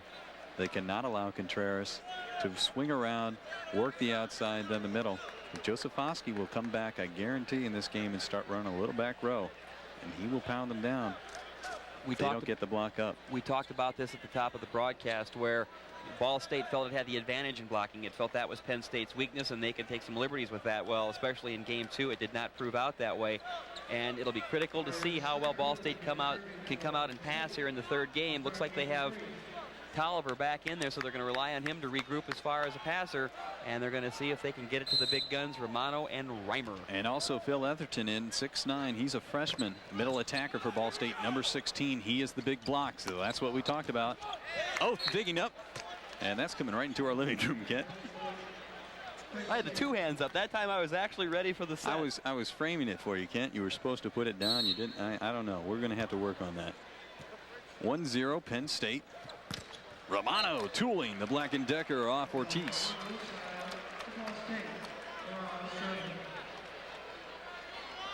It's important for the Cardinals to string together 2 or 3, 4 points in a row because they did not do that in game 2. Again, a very good rotation. Etherton, Reimer, and Romano up to block, and Etherton never got up. Big front line, and you allow Ortiz to throw it down on the second shot. Big mistake by Etherton. That shot is so quick, it seems like it's almost impossible to block. And again, I mean, it seems like you just have to commit. The officials are allowing these guys to take a few liberties because that almost looks like a carry. Blocked right back at Reimer, and a lift called on Ball State point, Penn State. Contreras on serve at 2-0. And this one not going according to script defensively at the net. Tolliver, another shank. Reimer, high flat one off. We have Penn State into the net. Ortiz into the net. Romano on serve at 2-0, or 0-2 rather. 0-2, Ball State trailing in game number 3, and a service error for Romano.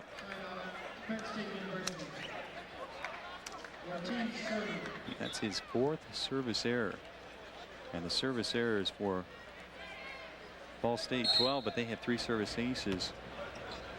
Penn State 11 service errors, 0 service aces. Etherton with the put down. This guy is a crowd favorite. He is a goofy player, I tell you, and he revels in it.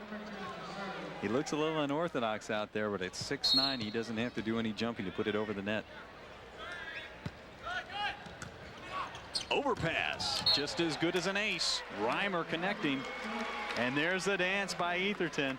Oh, I wish we could have caught that. If we get a service ace, he'll do a little dance for you. Well, he's pleased because that serve just shaved the net, and I think it surprised Penn State a little bit. Josefowski. Hurricane dug up. Oath has to dump it over. A free chance now for Penn State. Josefowski getting the touch.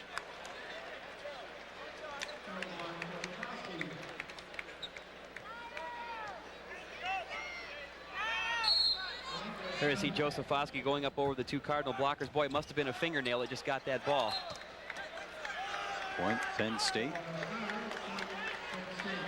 3-1 now. Hernandez on serve.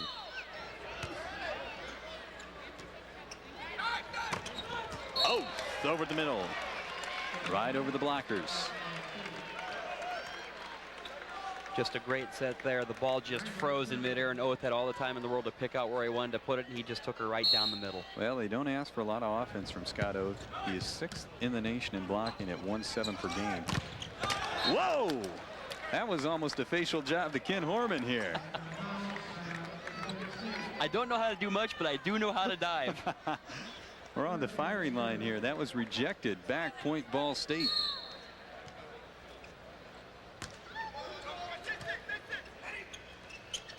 Oath, 2-man block up, still up. Great get by Etherton. Romano dumps over. That one was going out of bounds. Schneider plays it. Josefowski with a strong put down. And right now, Penn State beginning to roll. If Ball State loses in a couple more points here, I guarantee a timeout will be called. They're trailing 1-4. Here's Josefowski just blowing it by Oath and Tolliver. The big left-handed cannon. Service error by Hurricane, a bad toss. Don't know if he was trying to cut the ball there. It appeared he was, but the toss a little too far out in front of him on the jump. This is Tolliver on serve at 1-4. Schneider the pass. Tees back to Schneider. 2-man block straight down. And that one is a painful one for Coach Don Shondell. You had the block set up. Oath was getting there. He just never penetrated the net. He was there, and the ball just slipped down between him and the net. Romano with a kill. Great thing by Romano, because he saw the Penn State blockers commit very early, and Josefowski did not come up to cover the dink. Romano with a beautiful placement, and the Cards now have a chance to start putting some points on the board. They trail by 3, 4-1.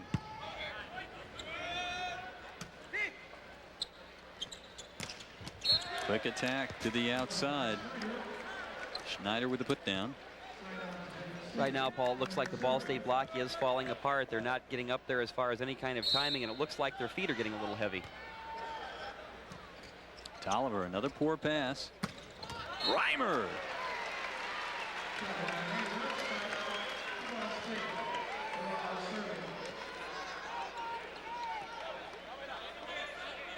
Graz on serve at 1-4. Game number 3. Good serve. 2 to get it over. Contreras saves that one. Off the fingertips of Oath.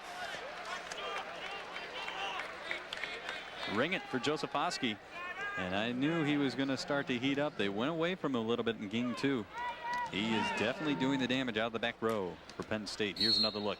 Josefowski again just rips it over the block down the line. He is starting to come up huge. And we talked about this in the early going too, Paul, with the injury to Hernandez. You know, Josefowski is one of those guys, which one will show up? And if the one that can really play well, a second-team All-American, can show up, that'll be big news for Penn State. Very emotional player, and he's got off to a great start. Hernandez putting it away. Josefowski off to a great start.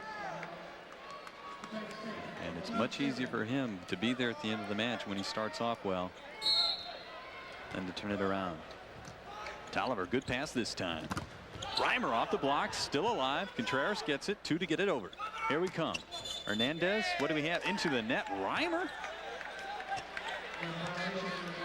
Oh, a big mistake by Reimer, and all of a sudden, Penn State with a chance to gain some momentum.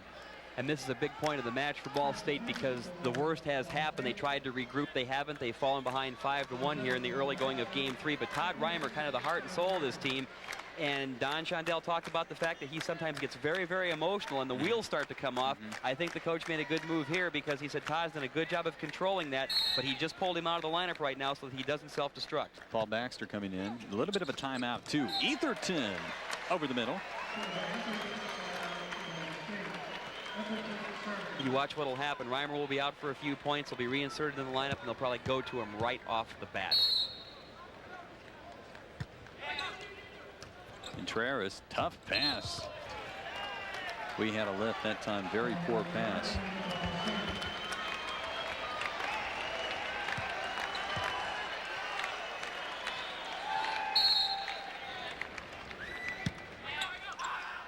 Etherton. Back set, Josefowski. Still alive, Oath setting. Might have been a lift, not called. Penn State complaining about it. Back set, Josefowski one more time. And it's ruled that he put it down. Josefowski is really warming up to the task here for Penn State, kind of taking control of their attack. Here he is. And the ball sails out of our replay screen, but the official ruled it was indeed in, so the side out goes to Penn State. That's one of those plays where the defense set up. The block was supposed to contain it. He went right over the block. Not much the defense could do. Oh, what a tight set that was. The block straight back down on Schneider. Baxter and Oath teaming up. And again, as you said, he was a little close to the net. And you'll see Baxter and Oath go up, and they team up right back down in his face. An unbelievably difficult set by Ortiz. Romano gets it up. Tolliver dumps it over. That could be a momentum swinger. Keep that point in mind. That one should have got to the floor. Great play by the Cards because it looked like a sure point for Penn State. You'll see a great dig by Ball State. And then all of a sudden Tolliver with a little dink, and I think Penn State was caught spectating a little bit. 3-5, Ball State crawling back into it. Schneider, however, quieting the Ball State faithful. The crowd's starting to pick up. Over 7,000 tickets sold for this first night. Nearly 8,000 for tomorrow night. That one catching the line. First service saves for Penn State. And you have Paul Baxter in there. He should have been getting a little help from his teammates. Working on serve at 6-3. Romano, unbelievable pass down on the floor, still up. Now have to get it over. Baxter does. Hernandez with the set. Contreras. Contreras one-on-one in the middle with Oath, and Contreras definitely the winner of that battle. He just hammered it over Scott Oath. And Ball State taking another little timeout that won't be officially charged. Paul Baxter pointing out some housekeeping. Right now, Penn State a little bit in trouble there. Ball State rolled off 2 points. It was 5-1. Ball State crawling back within 2, and now Hurricane with 2 straight points on his serve. Coach Shondell having Todd Reimer sit next to him. They're having a bit of a conversation. It'll be interesting to see how much longer he'll go with his gun on the bench before he gets him back in the lineup.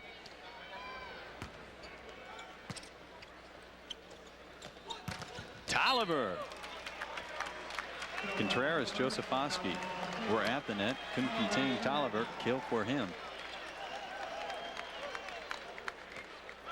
Tolliver again just hitting it inside the block and down the line of the net. What a big swing that time by Schneider, dropping from the 18th floor. Schneider's starting to feel it. You can tell. You look at the Penn State players, they're smirking a little bit. The Ball State guys hanging their heads some. Still a lot of volleyball to be played, though. Track shoes on that time. The poor pass. Faraz chasing down. Tried a very difficult set to the outside to Romano. Here's the Ball State is trying to speed up the outside a little bit. Reimer can handle the high set to the outside. He can put it down against 2 blockers. That time joust won by Faraz. Good play by Faraz, because again, not the greatest of passes by Tolliver, so Faraz had to make the best of it. He knew he couldn't set it. He just tried to wipe it off the block and turned the trick. Substitution. First time Eric Sullivan has been in for Ball State. He comes in. Scott Oath will have a seat, and Oath has not been his blocking self at the net tonight. He has just 1 block solo, no block assist. And you come in off the bench, and that makes a coach look bad. Have to put the ball in play. Have to. Especially as a substitute. That is your first job. That's your only job. Put the ball in play when you're on serve. Oh, what a play for us. Couldn't disguise that one much better. Went up both hands, sort of flicked the wrist. Watch Faraz catches the Penn State defense napping, especially the back row players. Nobody ready for that shot. Contreras into the net or outside the antenna? Into the antenna, Contreras. Ball State now with a point. The fans beginning to pick it up. Faraz on serve. Big swing that time, and we have not seen Hernandez do that very often. He can hit even harder than that, much harder. Paul, Penn State is in hostile territory, and it doesn't know it. If Ball State can string together a few points, get some emotion going on their side, they would get this what is now a huge crowd behind them, and that could be a big influence.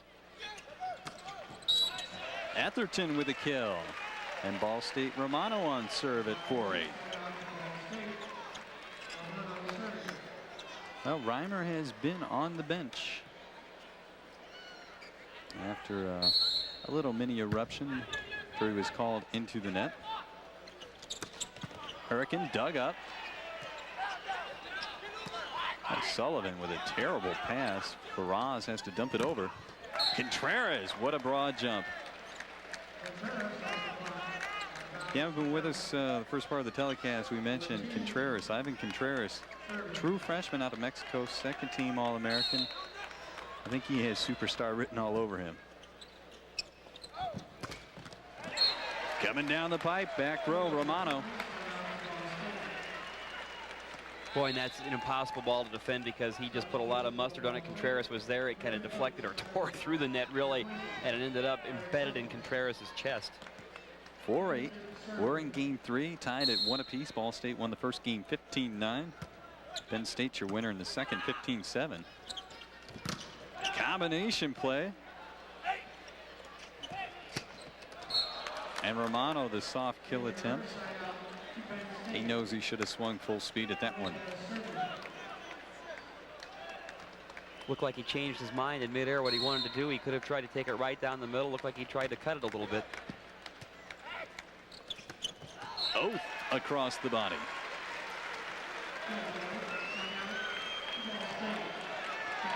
And we've been stuck on this score.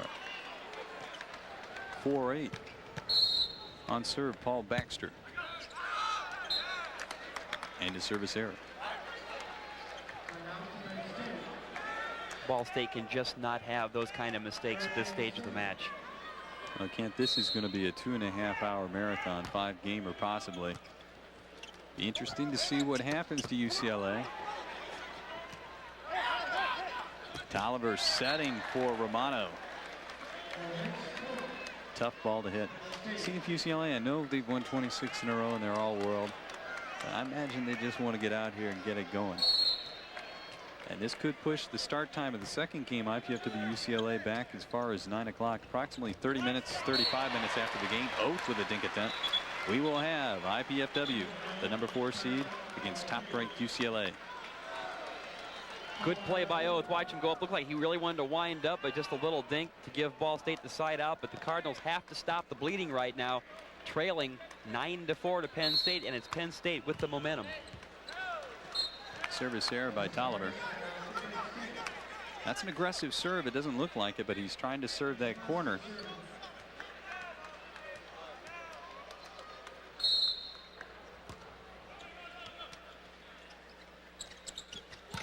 Romano dug up by Hernandez.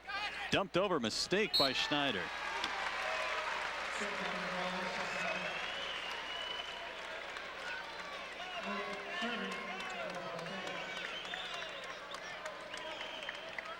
Oath now, they employ a little different rotation here. And he goes at Schneider. And you see how he took it that time. Schneider cutting the angle off that high serve.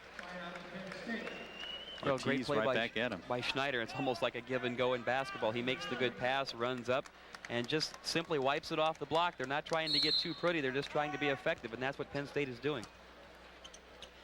9-4 Penn State, your leader, Baxter. And that time Hernandez told Contreras to pull his hands back down. Thought Baxter was going to go for the high flat.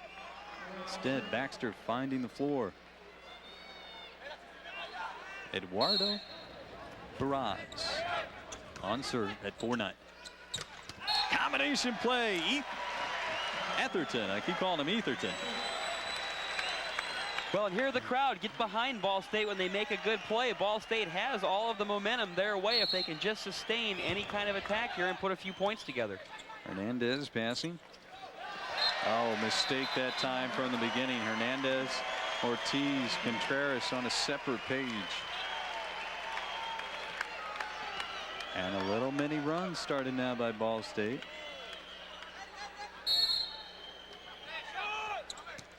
Josefowski. Outside Hernandez. Well, when you're in trouble, you go back to your big guns.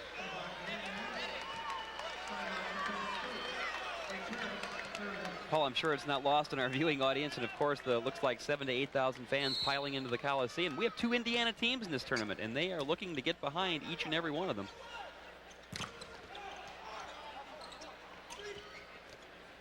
Romano with a dink. Hernandez right in position. Coming right back to him. Hernandez called for it. Hurricane dumping it over now. 2 to get it over. Baxter setting Romano. Tight set. Oh, that ball was out of bounds. I don't know if it was touched. Hernandez turned aside. Oh, that's a big block. Paul Baxter. Phil Etherton. Point of the match so far. Watch Penn State attacking. The big block goes up. Etherton solo with the big pause, and now Ball State getting right back in it. Oh, the joust that time won by Ortiz with a put down. Stayed with it. And now the action's starting to pick up. This is the type of volleyball we thought we were going to get all match long. 9-6 Ortiz on serve. And Reimer is still on the bench. Ball State making a little bit of a run. Baxter dug up by Ortiz. Josefowski setting Hernandez, putting it down.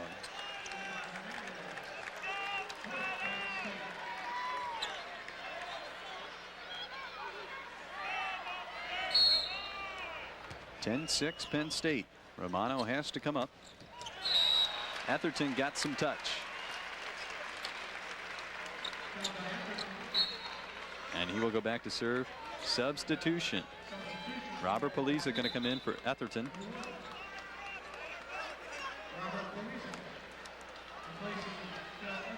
Police is another one of those emotional kind of players who likes to work his mouth a little bit and get on his teammates and get everybody involved. This is the guy they brought in now to make some good, solid serves. Imagine that, a Puerto Rican. They are known for their fiery play. Volleyball is a huge sport in Puerto Rico.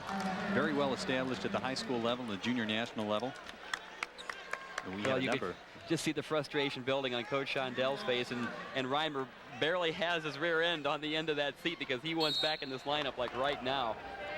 2 times they've made substitutions, 2 times service errors. Oh, double block. Kevin Hurricane.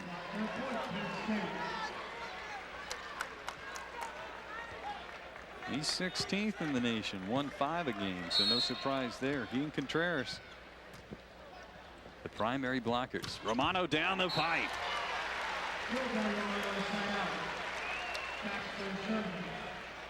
I think the feeling is right now that they can afford to have Reimer on the bench. They really need to play at the net.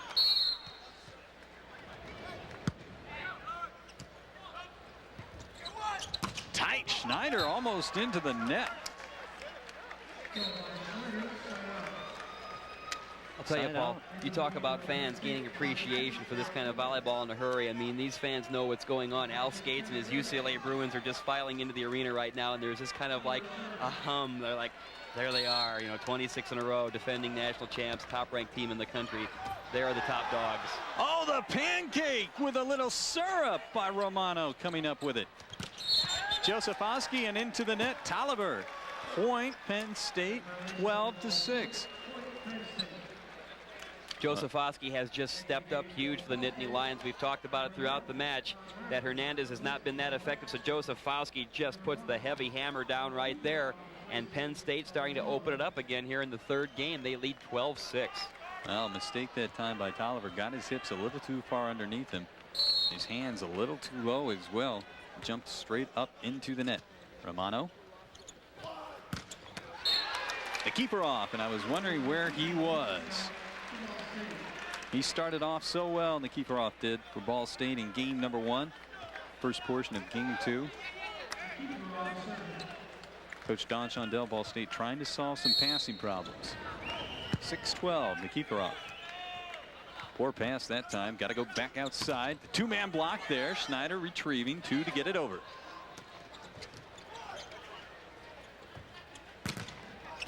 Double block, Contreras. Just a great job by Penn State. It looked like Ball State had control of the point. Schneider had to come clear over and play it off the scoring table. And there you see the double block. Contreras goes up. Looked like he played it off the inside of his bicep, but whatever gets it done, and he got it down. Penn State in control. Romano doing the passing. Oh, trying the dink, and it works. Schneider was there, did not come up with it. A little bit of a gift that time for Ball State. Could have been a great transition opportunity for the Nittany Lions. Oath on serve at 6-12.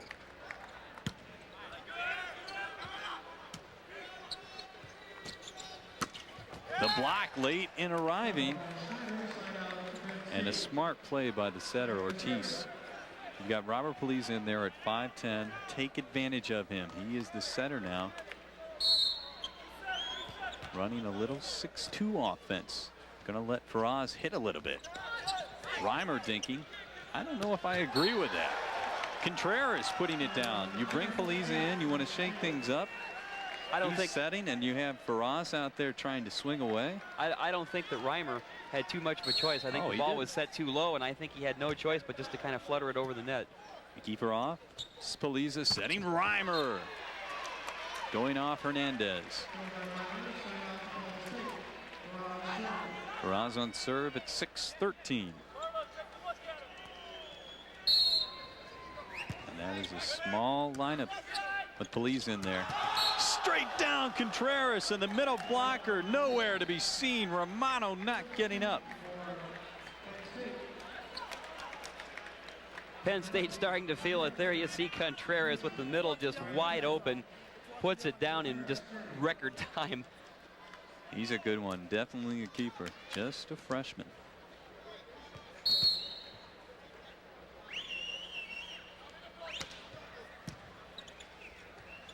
Outside, Reimer got fingertips. 2 more to get it over. Oh, tough set that time. Hernandez trying a very radical angle. Don't think that angle was there for him, trying to find the corner across the court at the net.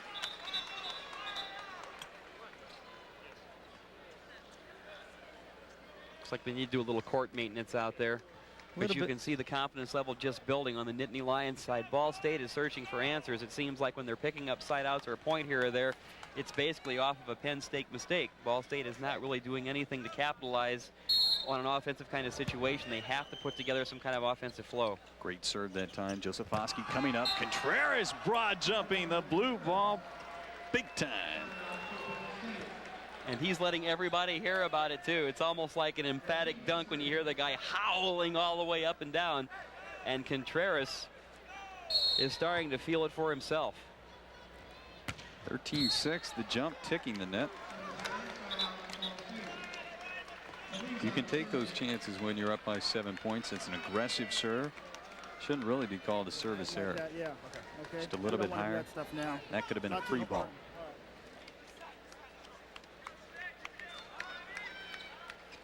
Robert Police on serve. We're seeing a little bit of a change up here. Eduardo Ferraz is moved to outside position. Ortiz reading, one to get it over. Reimer. There's the kind of point the fans appreciate, and it's also the kind of point Ball State needs. They made something good out of something bad. Struggling to keep the ball alive, Kevin Reimer just goes up and puts it down. Police on serve at 7-13. Off the block, still kept alive by Poliza. Got to get it over. Oath does. Must have sensed Josefowski at the net. Outside, this is Hernandez. Turned aside by Reimer. Todd Reimer on his own, one-on-one. Once again, they're going to have to wipe up the floor because the players are starting to get on the ground a little bit. Here's Reimer going up one-on-one, and he wins the battle, one-handing it back into the middle of the floor, and Ball State trying to get back in this match. That was a little bit of a lucky block. Reimer floating to the outside, stuck a hand up, took away the line. His body position said he was going to take away the middle of the court. Got a hand up. 8-13, Tom Peterson taking a timeout. We're going to do the same right now. Be back with more NCAA men's final. And Ball State trying to get back in this match. That was a little bit of a lucky block. Reimer floating to the outside, stuck a hand up, took away the line. His body position said he was going to take away the middle of the court. Got a hand up. 8-13, Tom Peterson taking a timeout. We're going to do the same right now. Be back with more NCAA men's Final Four volleyball action right after this.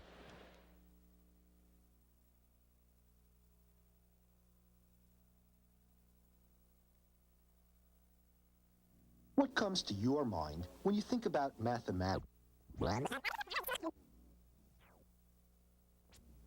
What comes to your mind when you think about mathematics? Clowns, street sweepers, the Red Sox, robots, the weather, earthquakes, Disney World, pineapples, conventions, parking tickets, fishing?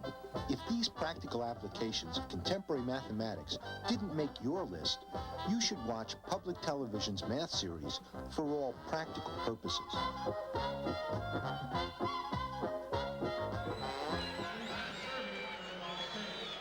Welcome back to the Memorial Coliseum in Fort Wayne, Indiana. Channel 6 pleased to bring you NC Final Four action. That time serving a seam. Poliza Hurricane with the put down.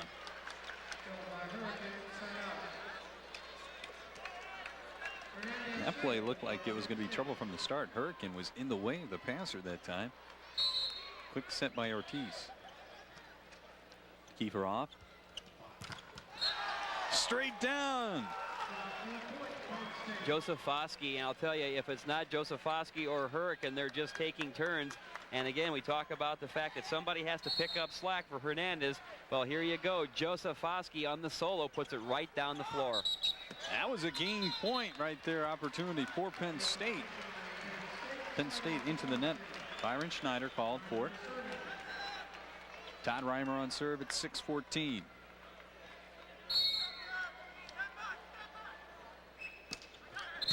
Oh, that one just ticking the net, or it would have been an overpass and a great opportunity for Ball State. Not much going right for the Cardinals here in the third game, and I think they know it, so something really has to come together for them to prolong this match. Romano with a poor pass. Beliza dumping it and Kieferoff. Free chance for game 3. Here we go. Schneider blocked back. Faraz. Oh, pinching the outside. Once again, here's Faraz going up. It's a solo block for Ball State. Good job with the right hand to steer it back into the floor.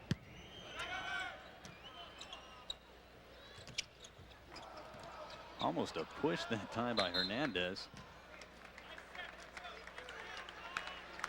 Boy, and a bad mistake by Ball State because they have the chance to keep the ball in play and set it up, and just a quick, basically upward arm motion as far as the dig, and it's just golfed out of bounds. Back to Romano, cross court. Seen a little pattern right now. They want to get the block up. Romano is going to get in the front. Look for Reimer to get in the back. Kieferoff will hit on the left side.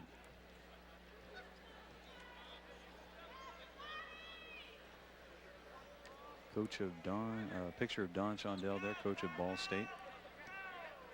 Looking for some answers right now. Bit of a delay there while Ortiz laced up one of the big shoes. 29 years at Ball State. Almost 700 wins. And a service error. Ball State is just devastating itself right now with its serving problems. 14-8. This is another chance. Another swing for game 3. Beliza going outside to Romano. Nice set that time. Ortiz coming down. Appears to be all right. Thought he might have flipped an ankle.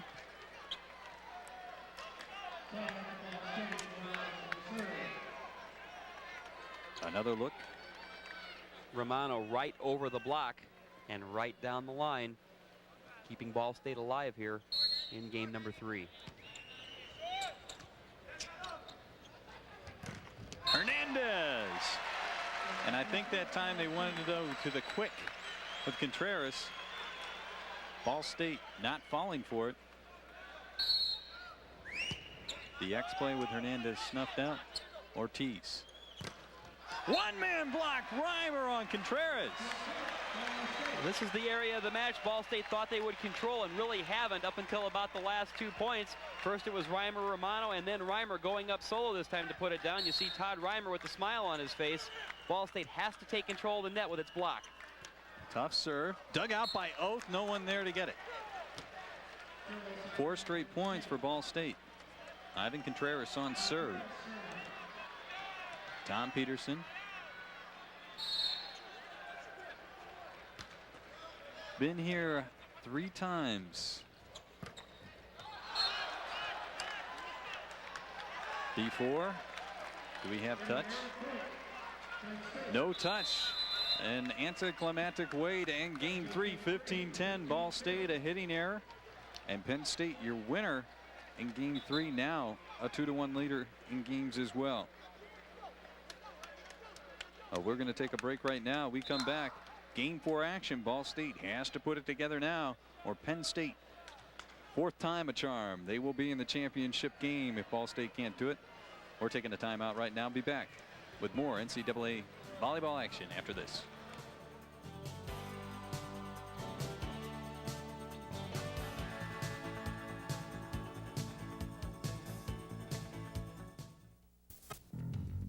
The 1994 NCAA National Collegiate Men's Volleyball Championship semifinals and final are coming to the Allen County War Memorial Coliseum in Fort Wayne, Friday, May 6th and Saturday, May 7th. Tickets are available now. For ticket information, call 219-481-6643. That's 219-481-6643. Vince, that new dummy cam is great. Yeah, it'll sure give people a whole new outlook on what it's like when you don't wear a safety belt.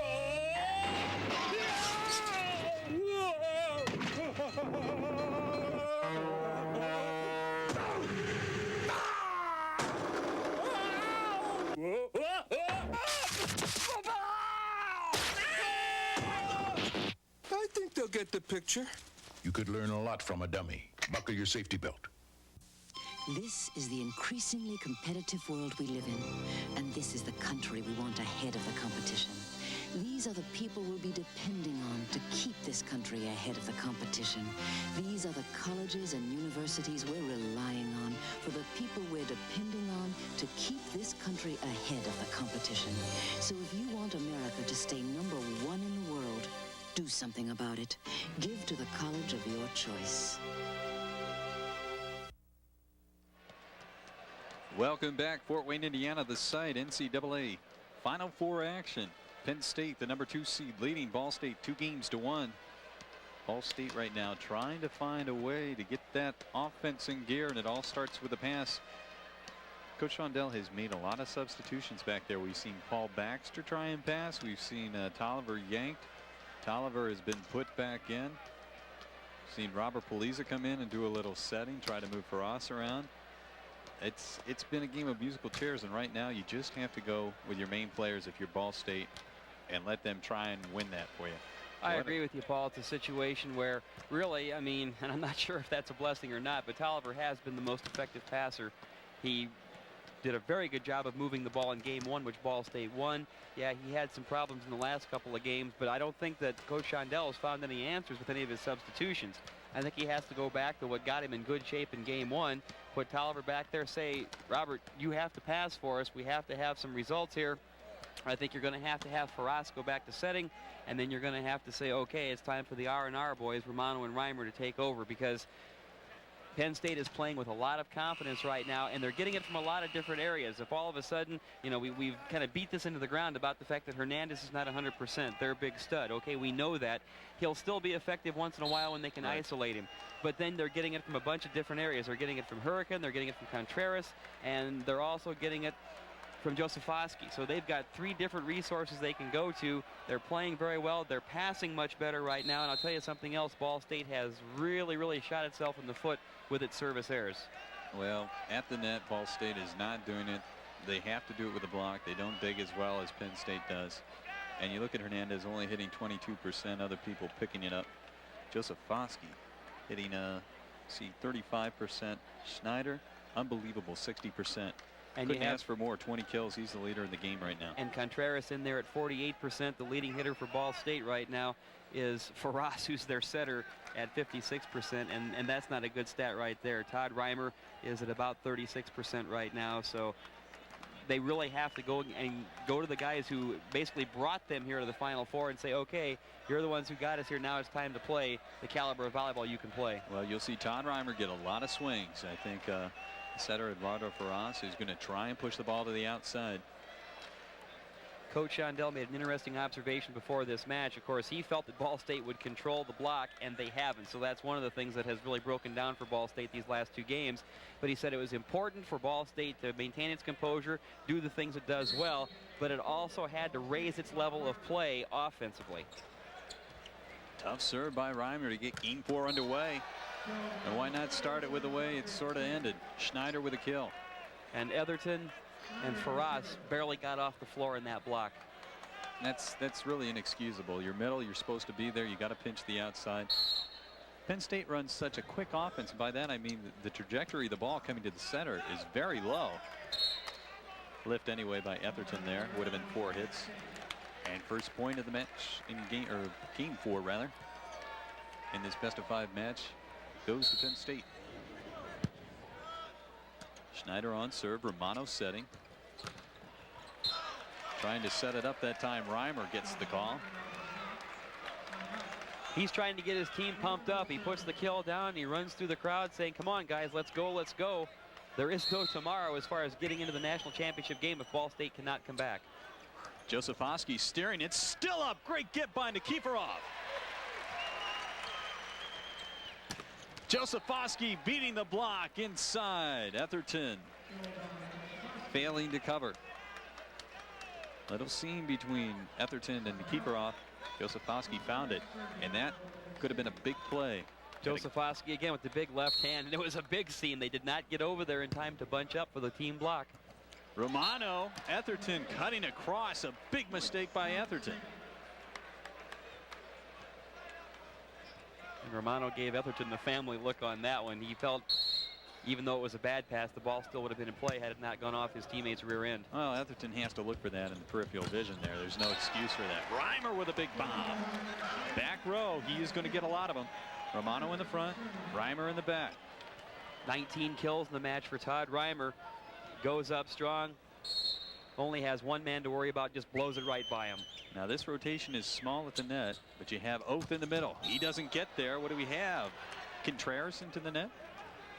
No, a Ball State player instead. Oath was into the net. Side out Penn State.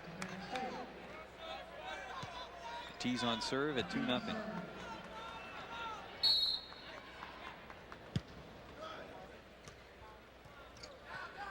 Forward pass, Reimer. Missing. The breaks are starting to go Penn State's way. Reimer blew the ball through the net and through the block. It did not touch any Nittany Lion player. When the ball came springing off the net, it went out of bounds. Penn State point. Good floater serve that time. Ortiz. Reimer with a dink. Schneider covering. Quick attack. Hurricane missing. Etherton that time, the cup defense right on the line where he should be.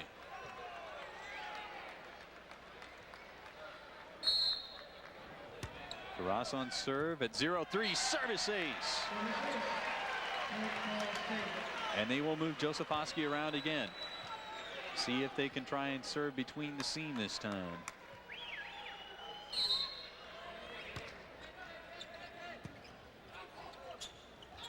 Oh, a great set that time. Turned inside to keep her off an Oath. And a big sign for Ball State. Where has Scott Oath been all night long on the block?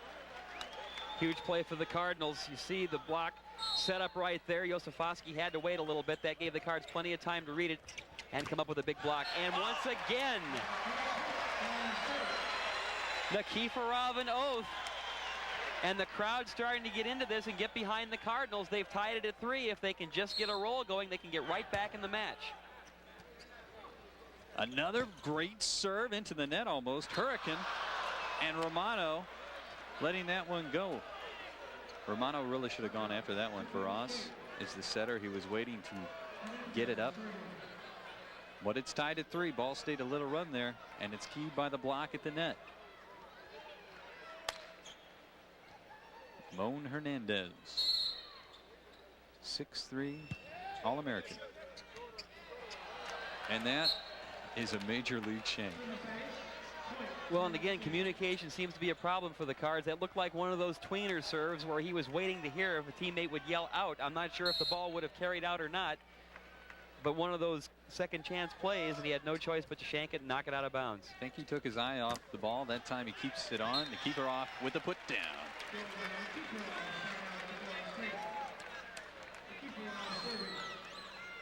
Keeper off on serve at 3-4.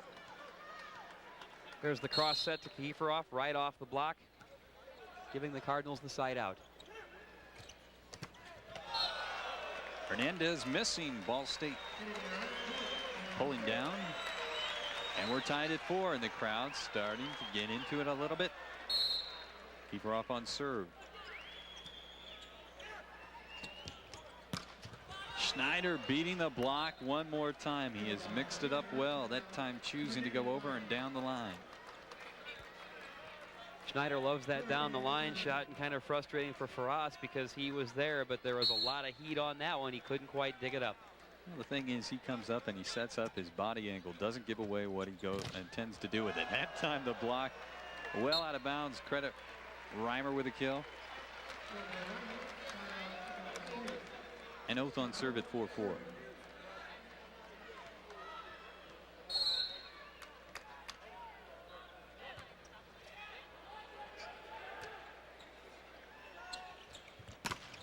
The big block. Etherton, Romano.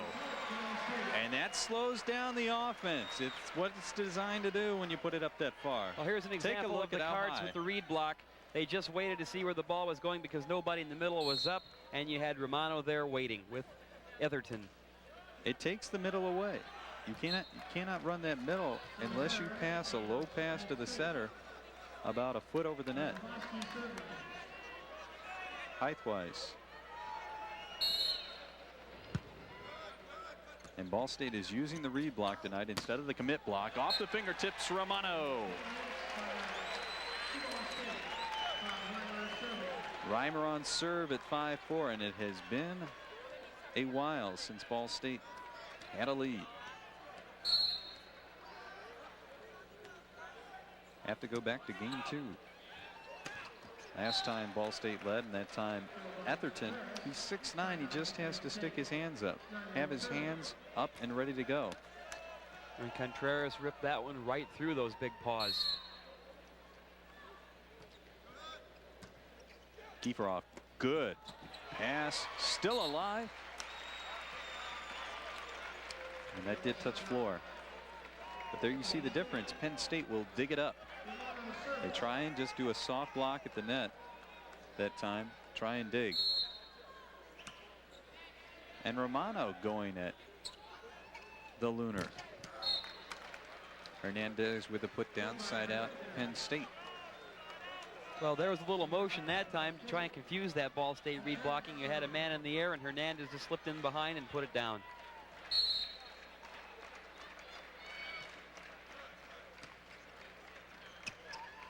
Reimer.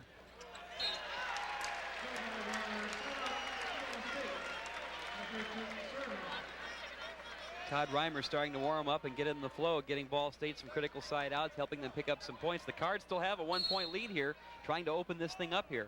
Well, this is a good rotation for them. Oath and the keeper off at the net. Reimer, Romano, back row, Contreras.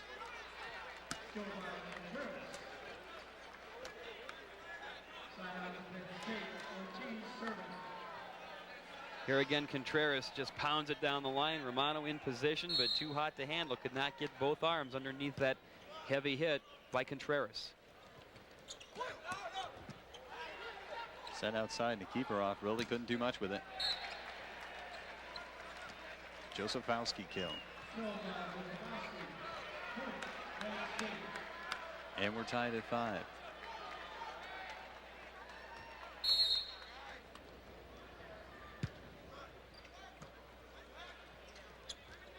Reimer again beating the block back row, and he is the one that can do it. He will swing on the outside. Romano will hit middle in the back row and look for Oath and the keeper off to get some swings while they're in the front. Good blocking rotation now for Ball State. See if they can capitalize. 2 men up. Oath was there late.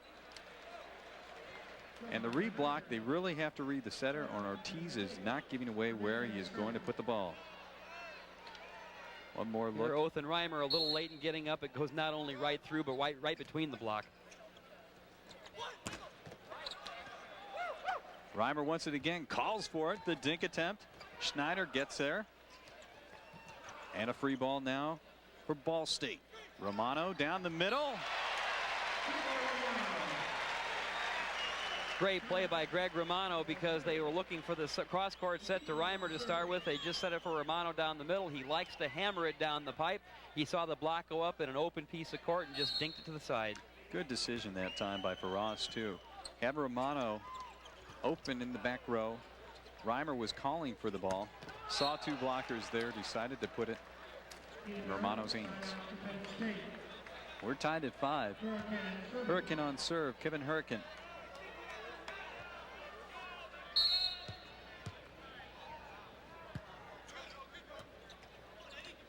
Poor pass by Romano. Etherton has to dump it.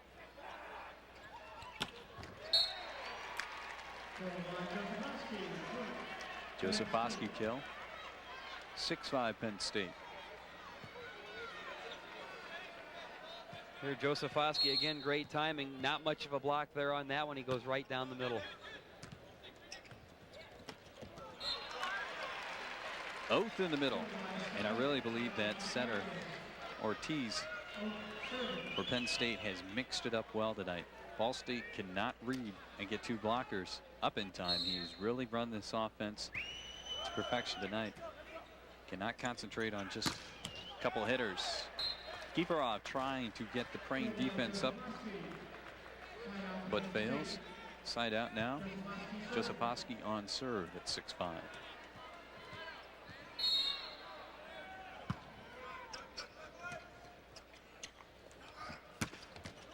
Romano dugout still alive. One to get it over. Contreras down. Now the block comes back. Smart play. Contreras back up quickly. Schneider. Oh, that's a point. Put it in the really books. Appears to be the money man, and he seems to be like the most complete player on the team. There's Schneider again right through the block.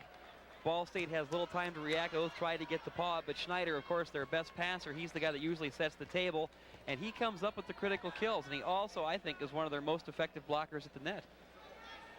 That is a very big point. Defensive plays like that will spark a team. Josefowski on serve. Reimer has picked it up. He's carrying the team right now. And he's just gathered the team around him, and he said, look, guys, by no stretch of the imagination are we out of this match. Okay, we're down a game. We're down a couple of points. Let's get it going. I'd like to see Todd Reimer get aggressive and go back to his jump serve. Let's see if he goes for that. No, he won't. Looks like he's just going to flutter it over. Great serve that time. Oh, that was a great serve. That should have been a point. Romano not coming up with it. Ball State just not playing good coverage defense right now. And they're slow on that transition. Service here by Schneider.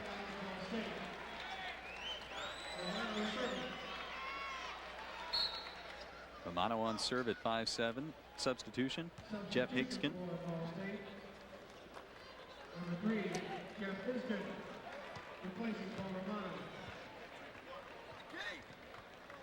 Last time Higskin came in, service error.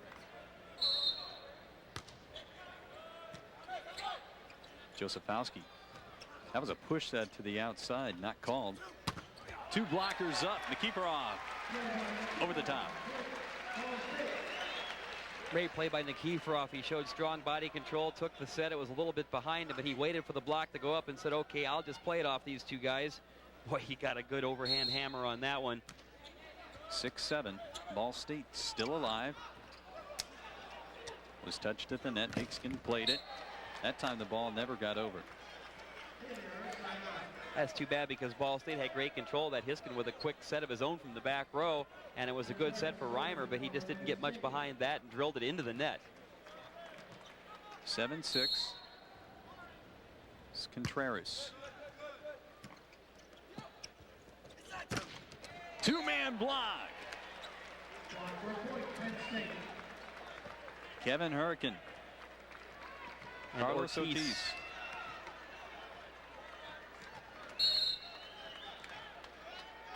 Eight-six. Contreras. Tough pass that time. And Oath on the sideline should have cheated up a little bit to cover for the dink. Timeout, Don Shondell. Ball State going to talk about it, trailing by 3. Penn State your leader 2-1 and 9-6 in game number 4. Well, while we have this time here, we might as well talk about volleyball camps for the youngsters. Boys and girls grades 5 through 12 are invited to attend one of the IPFW instructional volleyball training camps July 11th through the 28th at the Hilliard Gate Sports Center on the campus of IPFW. Men's volleyball coach Arnie Ball, he's known to everybody, and women's coach and resident volleyball expert Tim Heffron, past and present IPFW players and local high school coaches. High intensity training emphasizes all the basic fundamentals of volleyball. For more information on how to register, call the number on your screen, 481-6643. And in a little bit, we will get to see Coach Ball and his IPFW Volleydons. The crowd buzzing a little bit. We're almost a packed house right now. Paul Farbaugh along with Ken Horman, and one more timeout for Ball State here. If Penn State gets out 2 more points, Ball State has not shown the spurt ability to come back tonight. They can string 3 or 4 points together, but they just don't have the defense and the transition offense working tonight to be able to come back from a big deficit. This is Contreras on serve at 9-6. Reimer, that's called during the timeout. Hernandez. Now here's a transition opportunity. Etherton, did that ever get over? No, it didn't.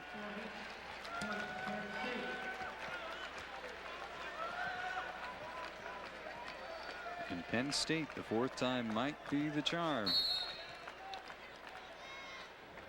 4th year in a row they have been to the Final Four. They have always lost in the semifinals. And one more time, Reimer missing again.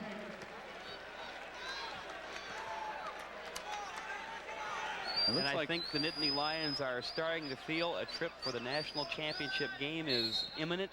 And I think Ball State is starting to sense things slipping away. Outside to keep her off. Missing long, and it's starting to slip away. Penn State, Contreras, 3 straight points on serve at 12-6. And we're going to get a substitution if Ball State rather does not transition. Ball State having all sorts of trouble with its passing, but even when they make a decent pass, they're not getting good sets right now. And it seems like they're trying to do a little too much. Todd Reimer was carrying the team on his back there with some really solid kills there a few points back, but his last 2 or 3 trips to the net, he's hit it deep into the net, and you can just kind of sense that collar is starting to tighten around the Ball State Cardinals. 2 points away from a trip to the championship match. Lift on Contreras. And we indeed did have a substitution. Tolliver came back in. And now Robert Paliza comes in to serve. Etherton coming out.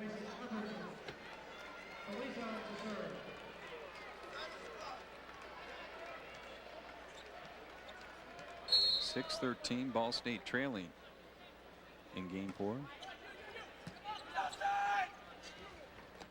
Hernandez double block on the outside. Oath getting a piece. Contreras blocked by Tolliver. 3rd time now. High flat misses. No touch. Yes, we do have touch. Called on Oath. That's what happens when things are not going well. Just a great play by the Cards, twice going up with huge blocks, Tolliver and Oath, and then they have no choice but to try. There's the long shoot set. Hernandez kind of double clutches, but he plays it off the Cardinal block. Reimer dumping over. Great transition opportunity now. Hurricane converts. And this is match point. 14-6. Penn State. The bench is up. Robert Paliza trying to temper his team right now, and Coach Don Shondell calls his last time out. His team trailing 6-14.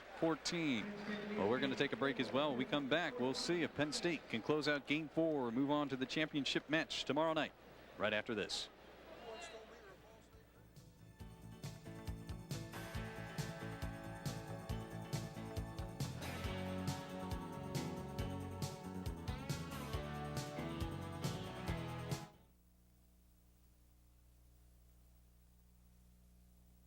Children are the largest group of Americans living below the poverty line. They have to reach higher for what others take for granted. Health care, balanced meals, encouragement to learn.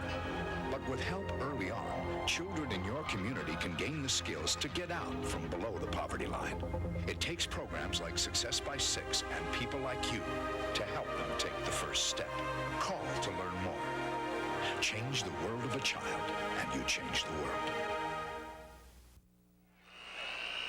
Welcome back to the Memorial Coliseum. Paul Farbaugh joined by Ken Horman. If you're expecting to see the UCLA IPFW match, that will be approximately 30 to 35 minutes after this match has ended, and we're almost near the completion here. Penn State looking like they're going to go against the winner of the IPFW UCLA match tomorrow night, leading 2-1 and 14-6 in game number 4.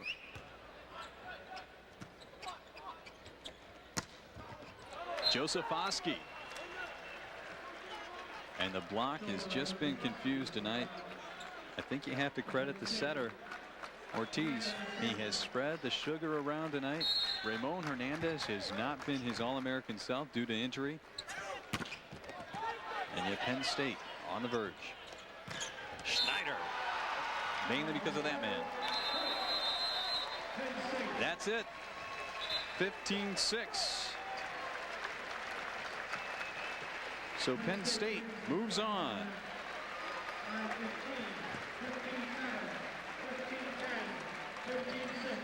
They lost the first 9-15 and then came back 15-7, 10-6 to close it out. First time in 4 years that they will make it to a final match.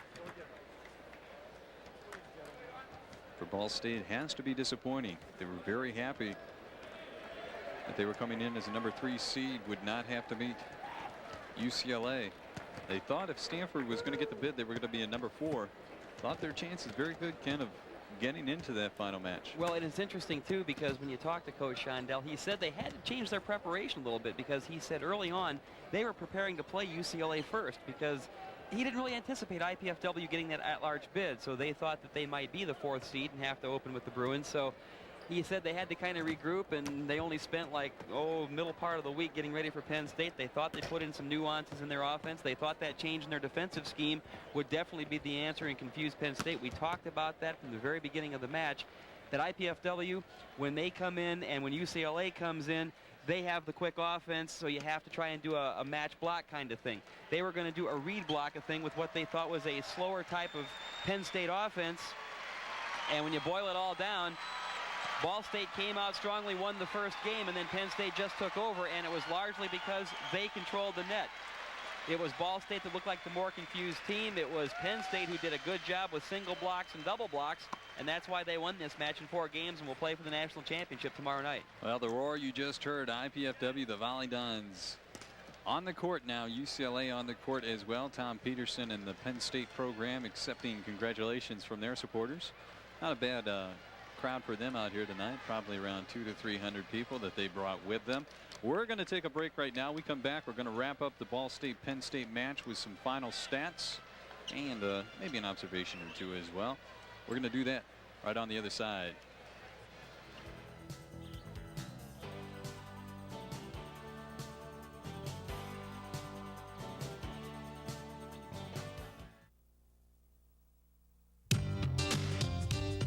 Check it out!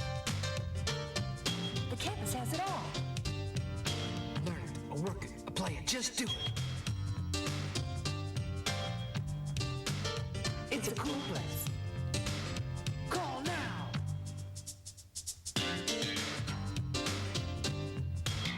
Go to work, go to school, go ahead.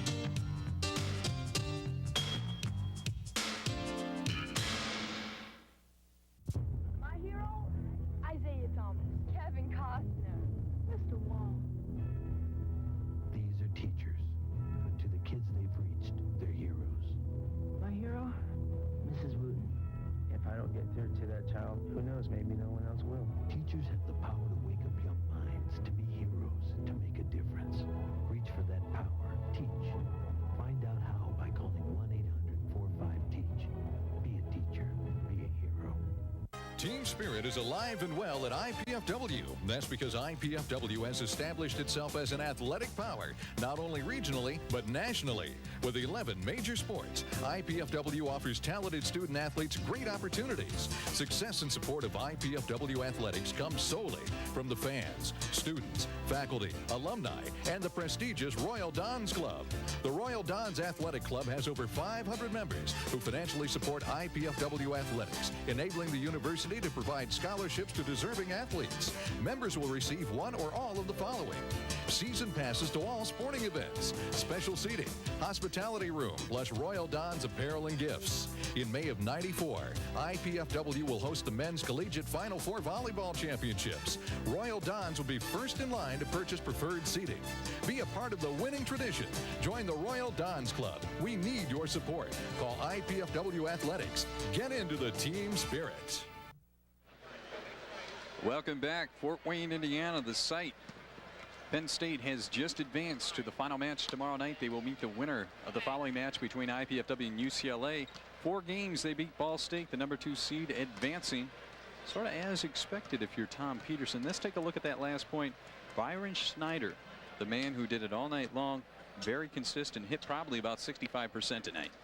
And again, he hits it right through the double Ball State block. As you could tell toward the latter part of the match, Paul, looked like the block was a little slower in coming around. You could tell that Ball State lost some intensity, I think lost some confidence, because they expect to dominate Penn State with their block. They did not. After spotting Ball State the first game, it was all Nittany Lions the rest of the way, and of course they won the clincher in game 4 by the final of 15-6. They raised their record to 24-3. The Cards close out another good season for Shondell at 27-10, but it'll be the Nittany Lions playing for the national championship tomorrow night here at the Coliseum. And will it be against UCLA, the top-ranked team in the country, 26 straight matches they've won, the defending national champs? Or will it be against these upstarts from right here in our backyard, the Dons of IPFW, who come in as the 4th seed, and they feel they might have something to say about this? All the odds, everything is stacked against them. Volleyball with the injury, but you still have to play the match. We'll have to see. We'll see if the crowd helps as well. Volleyball, a very emotional sport. Should IPFW get out to a good start, maybe the crowd can carry them a little bit. We got the final stats here. Let's put a little wrap on this, Kent. 40% for Penn State. That is very good.